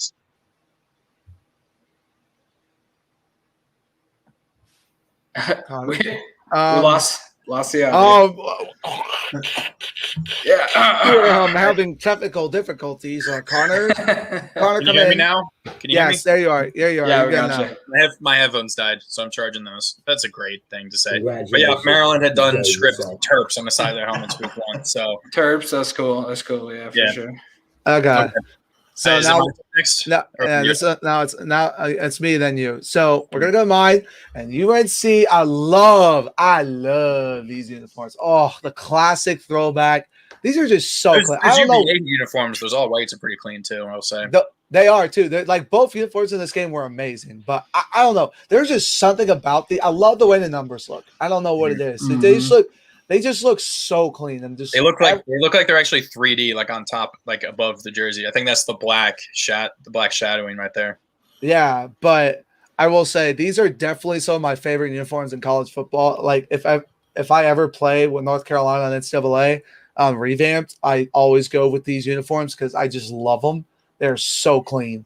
But yeah, nah, these are I love whenever they wear these. I wish they wore them even more. I think they wore them twice last year. I think now they're 2-1 when wearing them. They lost, I think, in the Orange Bowl against A&M when they wore them. But to be fair, they had a lot of guys out. But yeah, these are definitely some of my favorite uniforms in college football. I agree. Okay. And mine, I think I mentioned this last week. I know Wazoo lost, but I think any team that can pull off just an all-black uniform or just puts an all-black uniform on the field, it usually comes out really good. All blacks are really clean usually. And, there's not actually – I don't think there's a single bit of red in there except for the WSU on the forehead right there, which I actually kind of like. It's very simple. It's just white and black or dark gray, whatever you want to say. But I really like it. The only thing really is just missing a little bit of red to maybe accent the numbers. But beyond that, super clean. I really like these. I like it just the way it is. I would agree. But I love it. These are all some of my favorites. If I hadn't done UNC or done this, or I don't know if y'all saw Tulane's helmets. Oh yeah, the SEC ones. The SEC ones. Those were so clean. Oh, so cool. Yeah. Man, we forgot about that. No, I said, and like in the chat, I was gonna say like if I didn't do the UNC ones, I was gonna do those. I was still debating on it, but these are still without. I love the UNC ones too much to not do those. Okay. Well, we are on to the picks. We got a lot of picks, so hopefully we can get these a little bit quicker. We got to give up the scoreboard real quick. So, let's review. Right.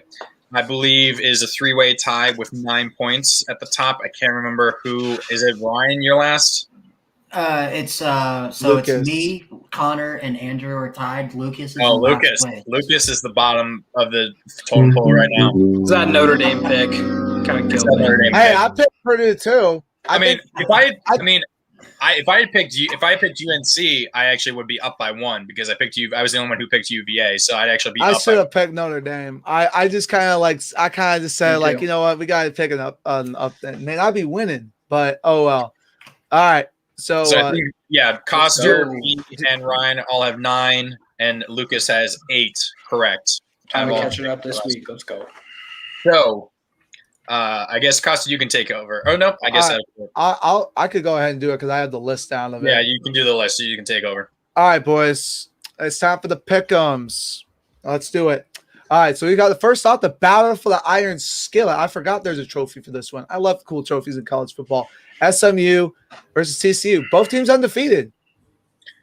2 words. Tanner Mordecai has looked absolutely godlike this year so far. So I'm going SMU because I think didn't he throw he's up to 10 touchdown passes already on the season. He has looked absolutely incredible. He's finally getting his chance after sitting at Oklahoma for a long, long time, and getting constantly replaced by other top shelf players transferring in and just coming into the program. So I'm going to SMU, getting the road upset. Lucas. Me? All right. Yeah, I got SMU also. There's a guy by the name of Isaac Slade Matuatia, I believe is how you say his last name. He's a transfer linebacker from Oregon and just got an interception last week, actually. So I gotta go with the old Oregon transfers. Gotta go with the boys. So SMU for sure. I'm going to kind of take a different here. I'm going to go TCU, go Horned Frogs. A lot of people – Horny Frogs, as Blake accidentally called them, the Horny Frogs yesterday. Accident. Yeah. I'm going to go with the Horned Frogs. I think a lot of people are forgetting about this kid named Matt Dugan, who is really good. Duggan? Duggan? Is that – I thought it was yes. Dugan, but no, it's Duggan. But either way, Matt Duggan is really good. It's at home. I think that gives him a 3-point swing either way. And I just have a weird feeling about this game that TCU is going to pull this out. I think it's going to be a close game, but I think TCU at home gets it done. I'm gonna go with the Pony Express, baby. Tanner Mordecai, SMU. Nice. Another battle of undefeated teams here. UTSA at Memphis. Oh, wow. I thought UTSA was the typical UTSA where they sucked. I forgot that. Oh, no. Didn't they beat Arizona? Yeah, but that's Arizona is also trash. I mean, They lost to Arizona could last challenge you. Arizona could challenge UConn and UMass for the worst team in the entire Division One. We'll talk about them later. Yeah, we'll talk about that later. I think, I'm still gonna ride Memphis. I know I kind of lucked into that pick last week, and I think most of us did. I'm not sure. I can't remember who picked Memphis. I did. You did?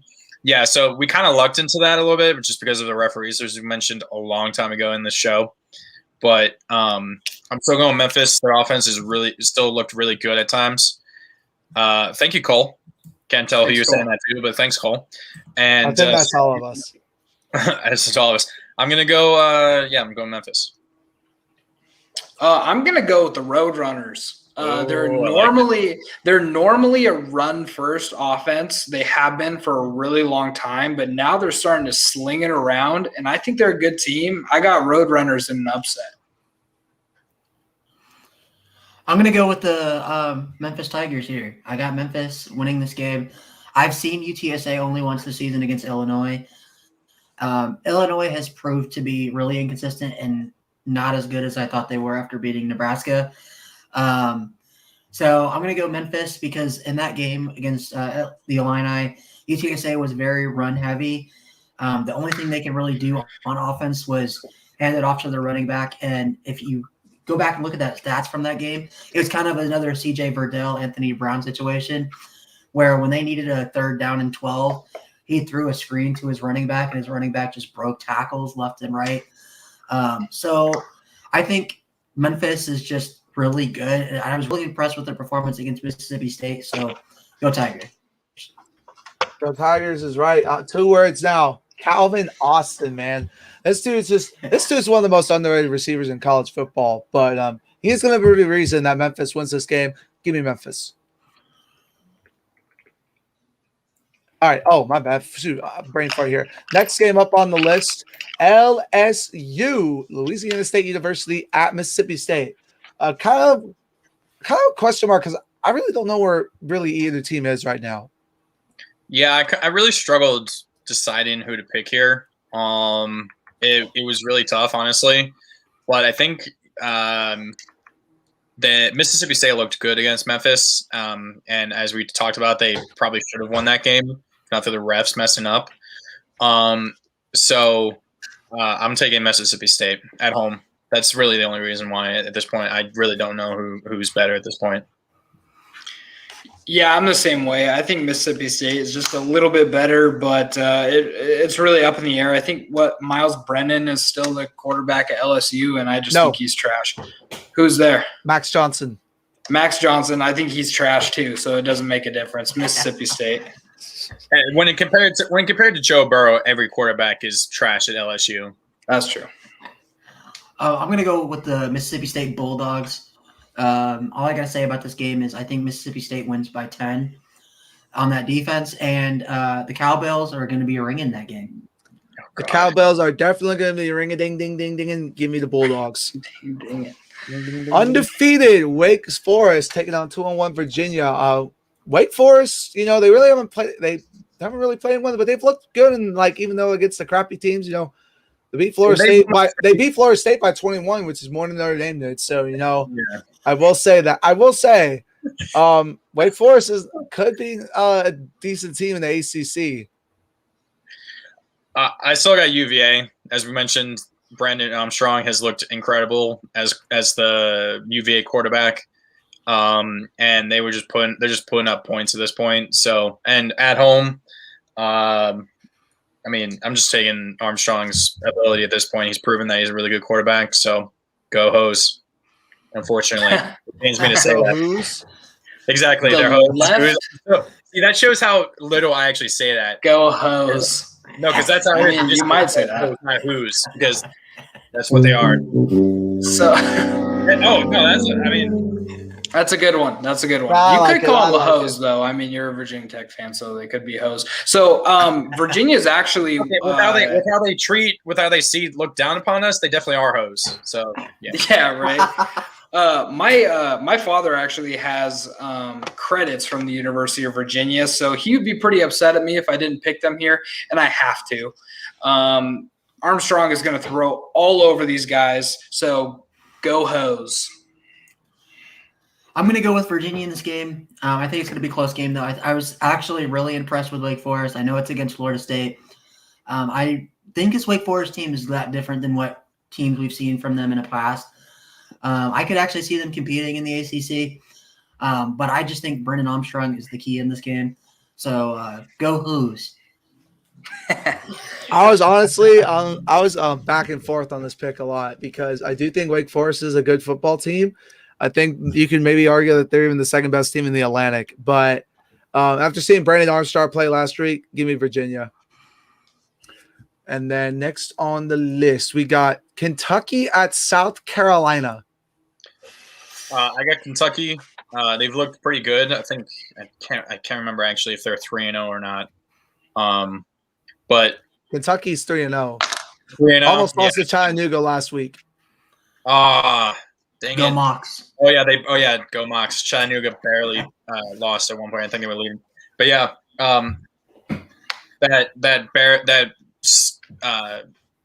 when South Carolina barely beat East Carolina, that's going to stick in my mind. So taking Kentucky on the road.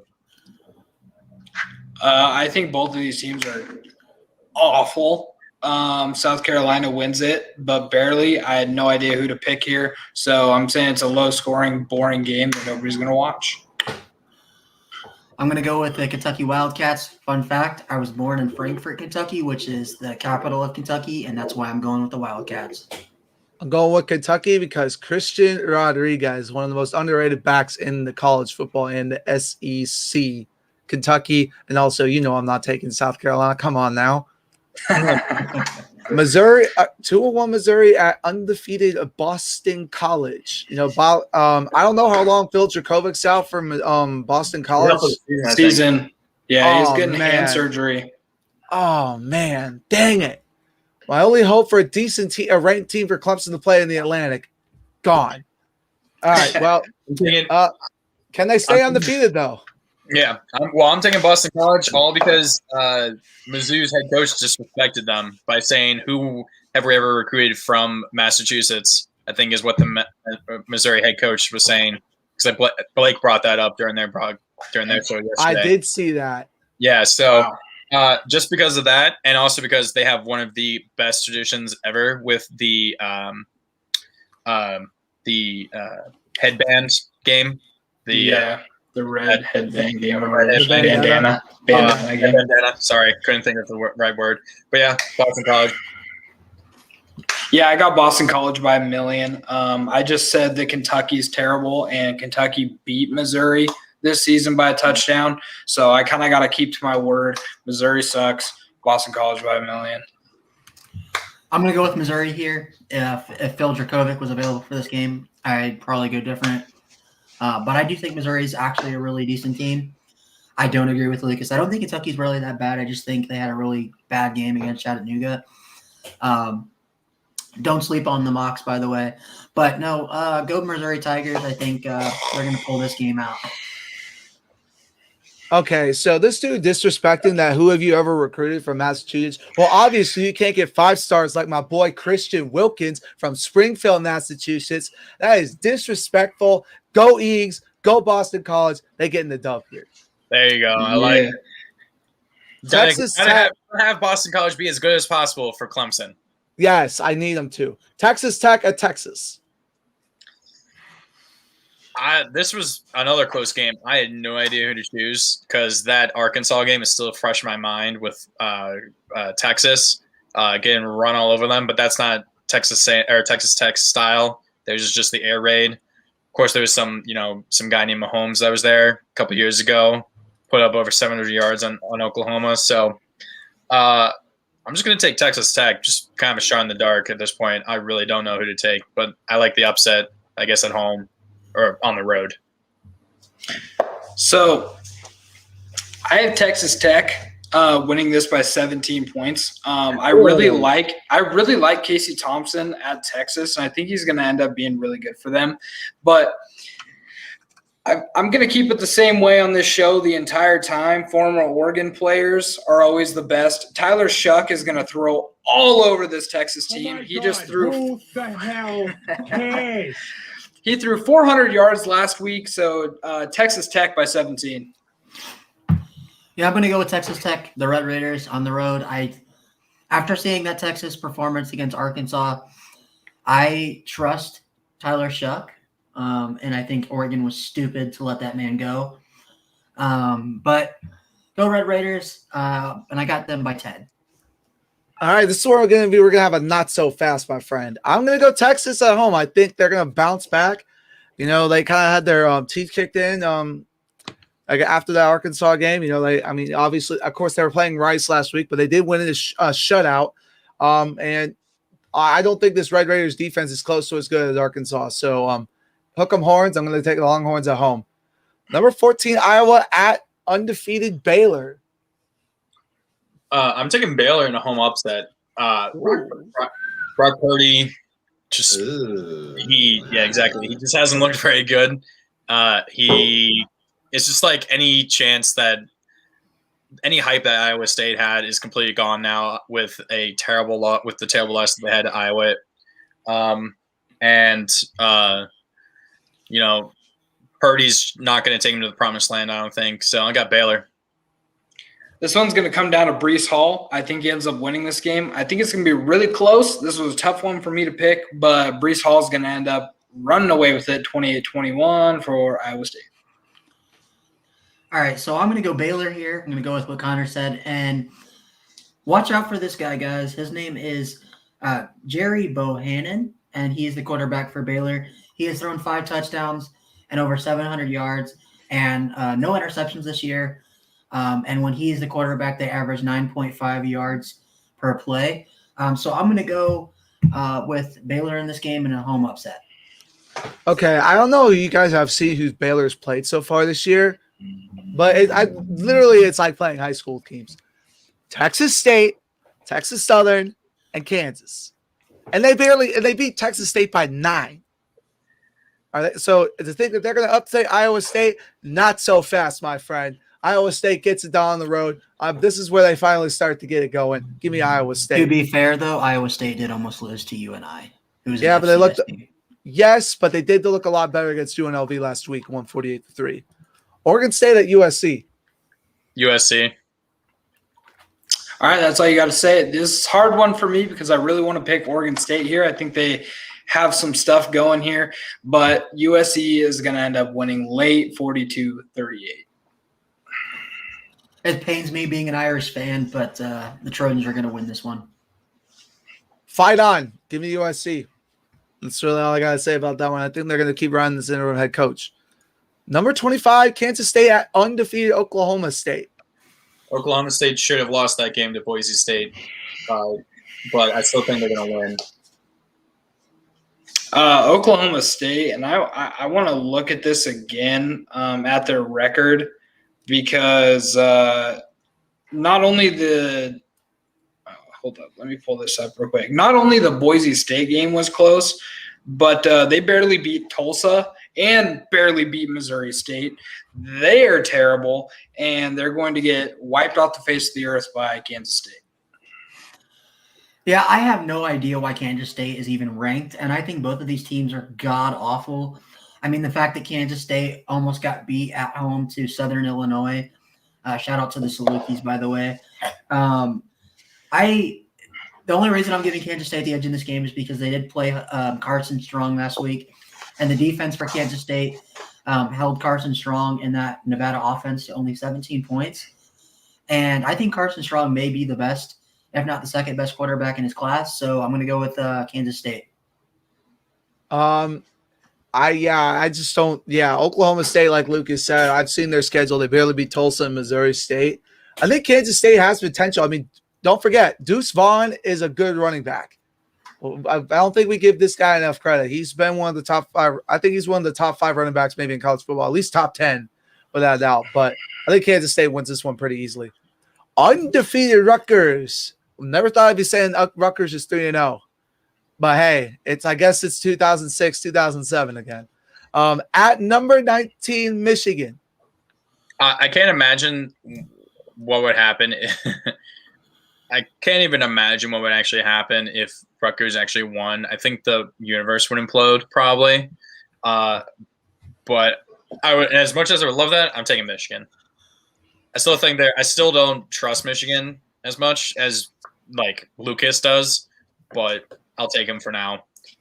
Michigan has the best running back tandem in the country, and I know last week I said that Oregon did, but that was just because I was super stoked over that win. Michigan really does, and they look a lot like UNC did last year with their two guys.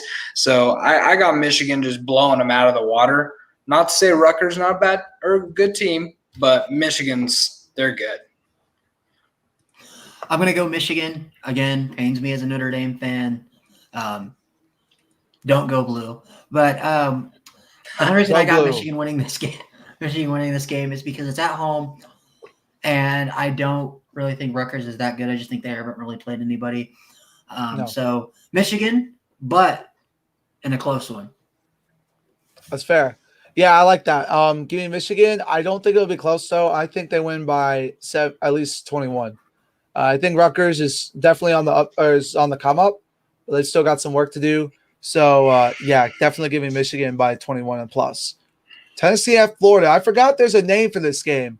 It's the third Saturday in September. You know how Tennessee, Alabama is the third Saturday in October. This is the third Saturday in September. So just something kind of a cool fact. That is the stupidest name possible. Florida's going to destroy Tennessee. Florida. And you know what's the worst part? It's not even the third Saturday. That's what it used to always be called, but it's not now this year. It doesn't matter. Florida's going to wipe them out, honestly. See, originally I had Florida winning 38-14, but then I remembered that Tennessee is starting Hendon Hooker. So I thought to myself, 38-21 Florida. Nice. Go Gators. That's all I got to say about this one. Not even close. I will not say go Gators. That is disgusting.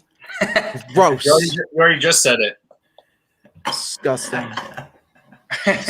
Y'all make me sick. But yeah, no, Florida's still gonna win. Tennessee still kind of looks, I'm not gonna lie, still looks like they're not rocky top, they're rocky bottom. So again, give me Florida. West Virginia at Oklahoma. This is definitely has trap game written all over it.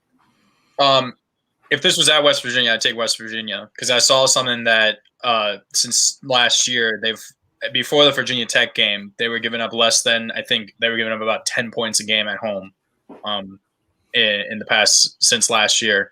And obviously they had a really good defense last year. So, which is obviously really crazy because Big 12 defenses can't stop anybody.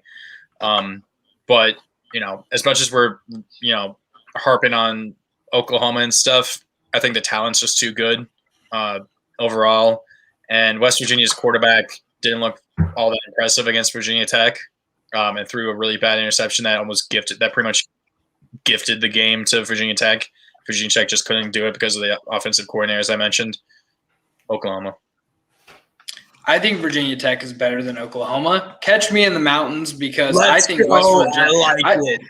West Virginia wins this game. It's going to be a really close one, but this is one of those old-fashioned, not very good teams on a hot streak type of thing. So I see West Virginia winning this 43-42 because of a 2-point conversion. I like it. All right, so I'm going to go with West Virginia in this one, and I don't think it's close. I think they win by 14. Here's the reason. Here's the reasoning, okay? Oklahoma has yet to play a really good defense, okay? A really good defense. They struggled against a Nebraska defense that gave up 30-plus to a terrible Illinois offense that had a backup quarterback, okay? So going into this game, I think Rattler's going to throw more interceptions than touchdowns in this game. And the way Rattler has played in games so far, he is not impressive. And I got West Virginia win this by 14. So, yeah. I'm going to Almost Heaven, West Virginia, Blue Ridge Mountains, and the San Antonio River. Country roads, take me home. This is where Oklahoma finally gets exposed. Give me the Mountaineers. Wow. So I was the only one that took. I'm the only one that's taking Oklahoma. And I think I was the only one that took Oklahoma State as well. Yeah. Yep. Yeah. Well, Kondievich, you're either going to be a hero or a villain for those picks. All right. So, hero or zero. So this is the last picks before our teams. The Southwest Classic in Is this Dallas. a game day? I don't know. It's at Jerry World because Jerry went to Arkansas, so it's at Jerry World. I hate that they play it in Dallas. I wish it was a home and home. I hate that they play on a neutral site here. But number 7 Texas A&M against Arkansas. Number 16 Arkansas.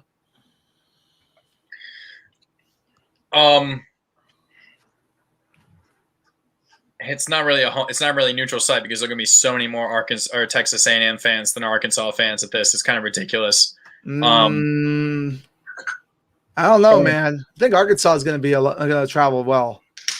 But that Colorado game is still, bothering me with Texas A&M. So I actually got Arkansas in an upset. I got Texas A&M in this by a lot, and the reason being is I think their quarterback that they have now, can't remember his name, starts with a C. I think that he is better than the King kid before him, who was, I'm pretty sure he started the entire game against Colorado. So I think he's better, and I think they go on, and I think they win 28-7. That defense is really good at Texas A&M. You got to remember that. All right, I'm going with Arkansas here. The Razorbacks are going to win this game, and here's why. I am not impressed with Texas A&M, and the reason that the quarterback that is the starting quarterback of Texas A&M is the quarterback now was because King got injured in that game against Colorado, and he still only was able to put up 10 points. So I'm going to go with Arkansas in this game. I think this is one of the best Arkansas teams in years, and the way they blew Texas off the ball when they played that game, I just think Arkansas is really good, and I think they're riding that high. So go Razorbacks. I'm going to say, like Joe Tessitore, the Hogs are going to be running wild. I really love watching the Arkansas team. They just look like they're having so much fun. It's really fun to see them playing well again in the SEC. And this is a big game for Arkansas. This is like a huge 2-game stretch for them because not only after this week do they play at Texas A&M, next week they go on the road to Georgia. I think they're going to go into this one still undefeated. Woo, pig, suey, give me the Hogs. Woo, pig, suey. Yep. But now we're going to get into our teams. We're going to start off with Connor's Hokies. They take on the Richmond Spiders this week. Fun fact: Richmond is the only university in the entire country that has, I think, an insect as its name, or an arachnid. Spiders, baby. Spiders. My uncle went there. Sorry, Cam, if you are watching. Virginia Tech at least has avoided the disappointing, humiliating upset at home of years past by losing to West Virginia, which that doesn't actually hurt as bad losing to them as this would if we have lost to Richmond. But that's still in the back of my head because under Fuente, we are pretty much guaranteed to lose one game to a team in state, UVA, ODU, and Liberty at this point. So, but I'm hoping Virginia Tech puts up 35 plus points and wins by 20 something points at least. BT. Go Richmond. No, I'm just kidding. I think Virginia Tech is really good. I think they end up destroying them, but it's going to be close at the beginning, I think, because Virginia Tech is still going to be kind of like a little low after last week, but then they're just going to end up blowing them out of the water. I totally agree. It'll be like 14-3. It would be like 14-7 at halftime. I wouldn't be surprised if it's that close. Hey, I'm going to agree. Go Hokies. Not even close. Yeah, definitely. Virginia Tech's going to win by at least 28 plus. Hokey. They're going to be jumping around and just running wild. Another game that's probably not going to be close, but we're going to put it on here for Lucas's sake. Oh, the worst team in the Power 5, the Arizona Wildcats, against the number 3 Oregon Ducks. Now, keep in mind, the team that Arizona lost to last week, Northern Arizona, is 1-2. And their one win, they're 0-2 against the FCS. Their 1 wins against the FBS. So I'll leave it at that. If Oregon does not win by like 56 points, I'm going to be really disappointed in Oregon. I mean, Arizona, I don't even know the last time they actually were good. Maybe when they had Khalil Tate, and even then, they weren't even that good then. They were mediocre at best. Oregon by 50+ at least. It's got to be. So.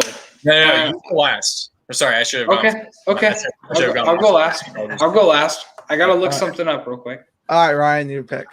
So I'm going to go Oregon, and I'm going to agree with what Connor said. I'm going to let Lucas have it if you guys don't beat this Arizona team by 50+. If you guys don't beat them by 56+, you deserve to drop out of the top 4. No, I'm just kidding. But Sco Ducks.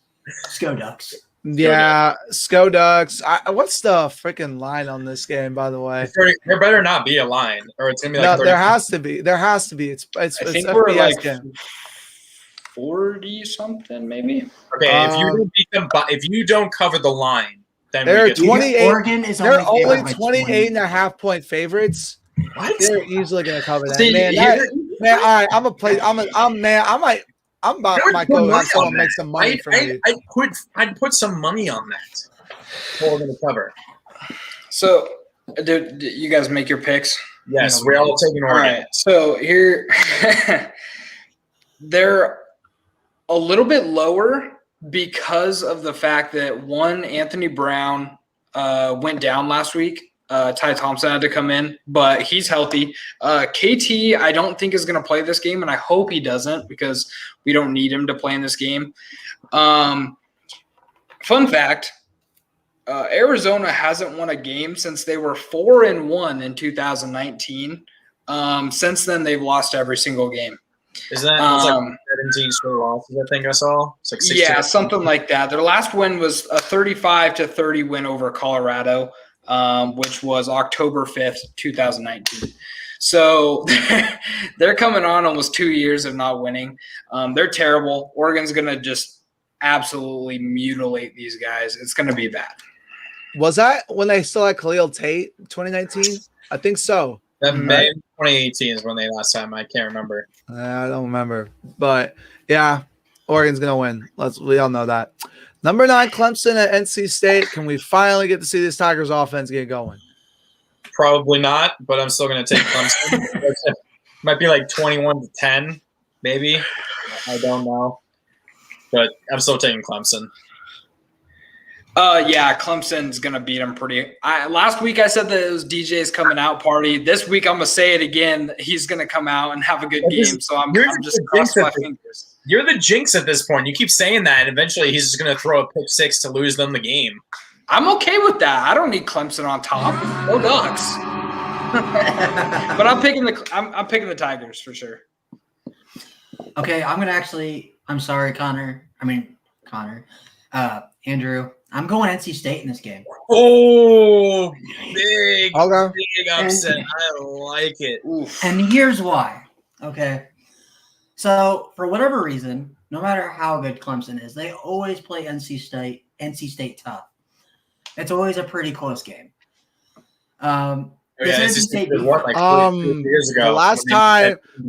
The last time they played NC State, they won 55-10. No, I'm talking about the games when Bradley Chubb was there. And then I think the year after it was pretty close. Of course he is. No, the year after Bradley Chubb wasn't there, they literally got smacked. What year was the one where NC State missed the game-winning field goal?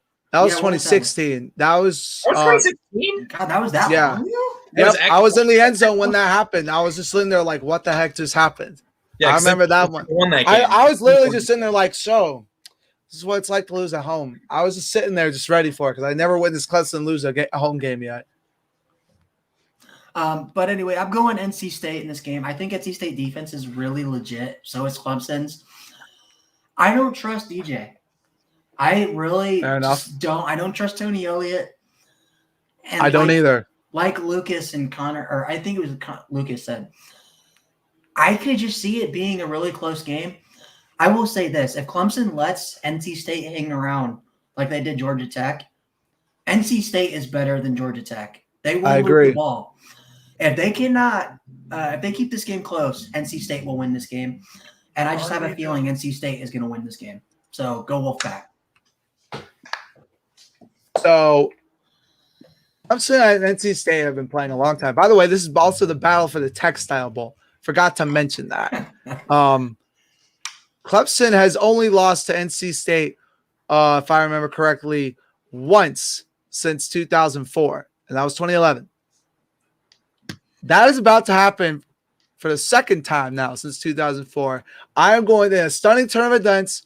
I am taking the NC State Wolfpack. I agree 100% with Ryan. I wish he had not gone before me because he literally took everything I was going to say. Dang it, Ryan. But Clemson, until they have to show me, they have to win me back. That offense has to win me back because the way it's been playing is unacceptable. And at this point, I will believe when I say I think NC State's offense has a potential. I mean, Clemson's defense has not given up a touchdown for 3 games. I'll give them the credit for that. But at some point, they're just going to wear down. The offense has to get going, and I will say I'll believe it when I see it. So I am taking the Wolfpack. Go Pack. I can't believe this. This is some reverse psychology, isn't it? You're hoping to trick Clemson into dominating, right? I mean, I hope I'm so wrong, but I'm going to be honest. Like after what I saw last week, I don't know. So how would never? How many times did Georgia Tech have to win that game? Like honestly, a lot. Too many. Too many. What would you be more pissed about? A very close win or a loss by like 15 points, by like double digits to NC State? A loss by double digits because that means something's up with the defense now. Well, okay. If they just lost by like a field goal, would you still be more mad if they barely won though? 3-0. I'm still going to be mad at the offense. I don't care. Until the offense starts showing something, I'm still going to be complaining about it. Like, yeah, everyone's like, oh, spoiled Clemson fans. You know what? We have the right. Everyone whose team is not doing bad, you have the right to want your team to do better, especially when you know they have the capability of it. But enough of that. Let's go on. It's their fault because they gave Dabo the bag. Yeah. This is not curse. It's the bag curse. It's not the bag curse. I don't agree with that. Curse, bro. Stop it. I'm gonna kick you from this thing, Ryan. I have all the power, dang it. All right. Last but not least, number 12 Notre Dame against Wisconsin. Is this game at a neutral site? It's in Chicago at Soldier Field for the Shamrock Series. It's not really because I saw they were wearing like home series. But both teams are wearing unique jerseys. Wisconsin just unveiled their jerseys they're wearing for that game. Let me see. Hold on. Let me actually go look that up. But go ahead and take your pick, Connor. Yeah, I'll make the pick. I am not impressed with Notre Dame at all. Wisconsin didn't look very good in that loss to Penn State. But at this point, I'm trusting Wisconsin more. Sure, but I mean, who knows? Maybe Jack Cohn gets his revenge on Wisconsin. It's the Jack Cohn revenge game, but I'm still taking Wisconsin at this point. So here's the thing for me. I've been very critical on Notre Dame this entire season because I've had to hear too much about it. But I do not. I do think that this is a 3-4 loss team, but I do not think this is one of their losses. I think they beat Wisconsin because I don't think Wisconsin's as good as they always hype them up to be. I don't think they're that good. But this isn't going to be one of their losses. I don't think so. Notre Dame. All right. Well, so Ryan, since you're going last, I'll take this one. All right, I'm going to pull a Lucas with the transfer thing. So the starting running back now for Wisconsin, a Lucy, is a former Clemson player. I honestly don't know why we didn't give him the more carries. Dude's fast, as quick as heck, and he's looked pretty good at Wisconsin. And Wisconsin's defense, I think, is really good. They looked like that against Penn State. So sorry, Ryan. I'm going to go against Notre Dame again. I'm Wisconsin. Go Badgers. Taking Badgers. So I'm going to get into this because I think this is going to be a really close game. It's going to be kind of like the Toledo game was for us. It was going to be a really low-scoring game at first. But I've watched the interviews that they've done with Jack Cohn. He feels kind of slighted by the whole Wisconsin situation. He felt like he didn't get a fair shot when he went down with an injury to earn his spot back, which is why he transferred to Notre Dame.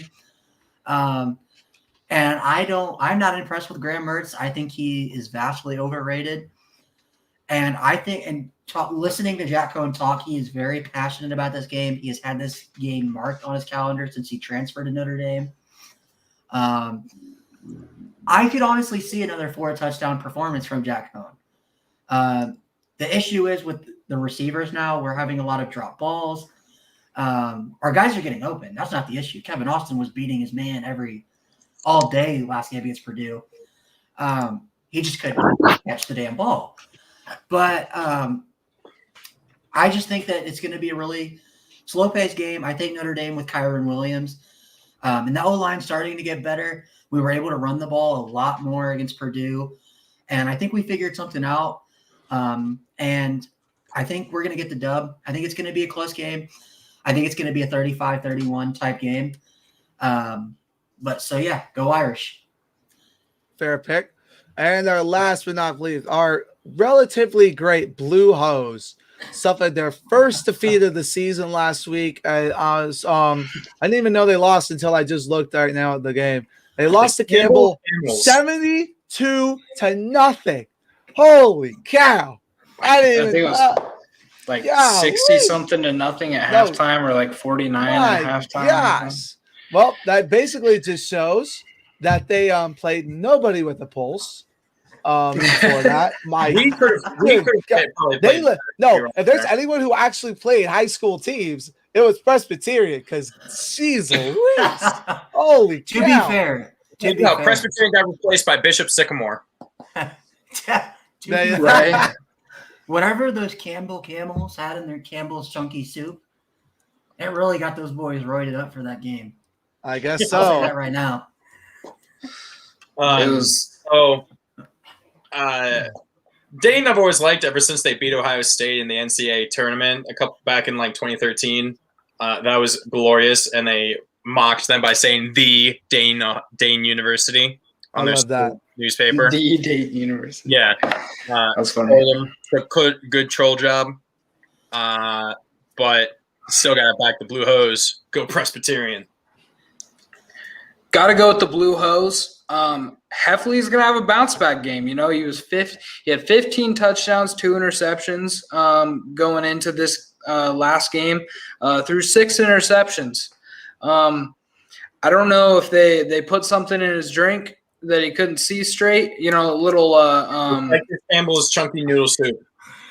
Yeah, they with a little cocaine in it or something. They put a little something in there, a little Bill Cosby type stuff. Into his soup. I don't know. He wasn't really awake. Like Sam Darnold. Yeah, I don't know what was going on, but I have faith in the boys, and they're gonna come out. They wore some pretty nice unis last week too. I think they were pretty sweet. And so got to go with the boys. All right. So for this one, okay, so Dayton's really good in college basketball, right? Presbyterian is awful in college basketball, okay? Now, the game we're playing is football. It is not basketball, okay? So the Dayton is called the Flyers, right? Well, this weekend, they play Presbyterian. That ball is not going to be flying Dayton's way. So, go Blue Hose, go Presbyterian. Blue Hose want Bama.